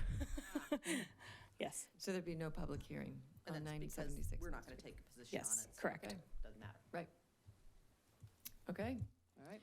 All right, well, thank you. I think we then just concluded with AB 5607, and that finishes our regular business for this evening. We now move on to other business, and for that, the planning schedule. Thank you, Mayor. Just a couple of quick highlights. As a reminder, the October 1st council meeting was canceled and rescheduled for Monday, October 7th. I have a couple of updates, just general updates regarding October 7th and October 15th since your schedule came out. First of all, council, we are anticipating a 5 o'clock start on October 7th and what I would expect to be an approximate 2-hour executive session to open the meeting and possibly a 2-hour executive session to close the meeting. To accommodate that, we moved a number of items off the agenda. Unfortunately, they're still showing here, so we will get you an updated schedule. Well, we October. just- Again, reminder, then we just moved also. Yeah, the we public just hearing took the off. public hearing off as Mhm. well. I'll be specific if you're looking at the schedule now. The business licenses has been moved out, and the sustainability update has been moved out in recognition of the other items we will have that night, the two lengthy executive sessions. As for October 15th, we also made a scheduling change that isn't reflected here. That is the evening we anticipate bringing the Aubrey Davis Master Plan back to you. It's currently showing under regular business. We had an opening in the study session time slot, so we anticipate probably 90 minutes on that master plan on the front side of the agenda. We have another number of other items that evening, so we're attempting to balance things out. Looking a little bit further ahead, a reminder, we're meeting with the school district board in a joint meeting October 24th. That's a Thursday. The agenda has not been set yet, but we'll be discussing that shortly. And then another schedule change, the November 5th council meeting was moved to Monday, November 4th due to the election. That is all I have on the schedule. Okay, council members, any other questions? All right, great. So, board appointments. We have a reminder to our listeners that there are 2 open board positions, one with the Design Commission and the other with the Open Space Conservancy Trust Board of Directors. Applications are available online or by contacting the city clerk. When are they due again? Is that this Friday? Next Friday? Tomorrow by 4 o'clock. Tomorrow. Okay, so tomorrow by 4 o'clock. That's why it says the deadline to apply is September 18th, right in front of me. Apologies. Okay, are there any upcoming council member absences first we need to excuse. Is there a motion to excuse Councilmember Wiesentiner? So moved. So multiply moved. All in favor signify by saying aye. Aye. Opposed? He is excused. Any upcoming council member absences to report? Great, okay. Good. Council member reports. Let's go and start with Bruce, because guess it's fast. Okay, Salim. Benson. I have one thing, sorry. So I emailed to you folks, I had apologized, it was kind of late in the afternoon, but I emailed to you some information regarding the Regional Homelessness Authority that King County and the City of Seattle introduced to much fanfare. So I guess the request to each of the council members is that if you have an opportunity to take a look at the materials, SCA is soliciting comments regarding this authority, and some city councils are acting as a collective, but we don't have time to do that. So they're trying to gather as many comments by September 25, so that doesn't give you much time. So I'm happy to take your comments, compile them, and indicate that there are comments from individual city council members and not from the city council, but I encourage you to take a look at it. This regional authority is very important in trying to address the issue of homelessness. And so whatever input you have would be much appreciated. Great, thank you. Lisa? Yeah, the utility board met on September 10th. They had their annually consider rate increases and look at the proposal and the analysis. I think each year there is a full analysis, and then the following year there's a projection, and then a true-up. In this case, at the meeting, they unanimously sustained the rate increase that had been proposed the year before and are looking at potential for a 5% increase again this year based on increased costs, et cetera. But that will come to the council on a formal agenda. Great, thank you. Wendy? All right, just a couple things on my part. First, a big congratulations and thanks to staff for the doo-wop event last Thursday. I was able to drop in for a while, and it was really interesting, and the music was fantastic, but clearly a lot of work put into it by staff, so thank you for that. Reminder that Saturday is the Peace Talk, or Walk, Talk and Walk. We're going to walk the walk and talk the talk. We did have a Parks and Rec meeting last week, and there was conversation trying to bring the commissioners up to speed on Aubrey Davis, as well as some housekeeping elements. And then there will be a joint meeting between the Parks and Rec Commission as well as the Open Space Conservancy Trust on the 19th, and that might be interesting for folks to attend as well. So the details of which they can be found, I believe, online on the calendar, most likely. All right, so with that, the City Council will now recess into executive session for approximately 60 minutes to discuss pending or potential litigation with legal counsel pursuant to RCW 4230-1101I. We forgot to thank the Chamber for the Art Uncorked. Oh, I forgot to thank the Chamber for Art Uncorked, which I know several of you were there. It was great. The weather was great. It was a super event, so a big thank you and well done. The second part of the executive session for planning or adopting the strategy or position to be taken by the City Council during the course of any collective bargaining, professional negotiations, or grievance or mediation proceedings, or... Mayor Bertlin, I apologize. We covered that portion of it, yes. Right, it is. So we have 3 items. Which one am I? It's pending or potential litigation. With legal counsel pursuant to RCW 4230-1101I. Okay, good. If an extension is required, I will let people know. We have a minute or so.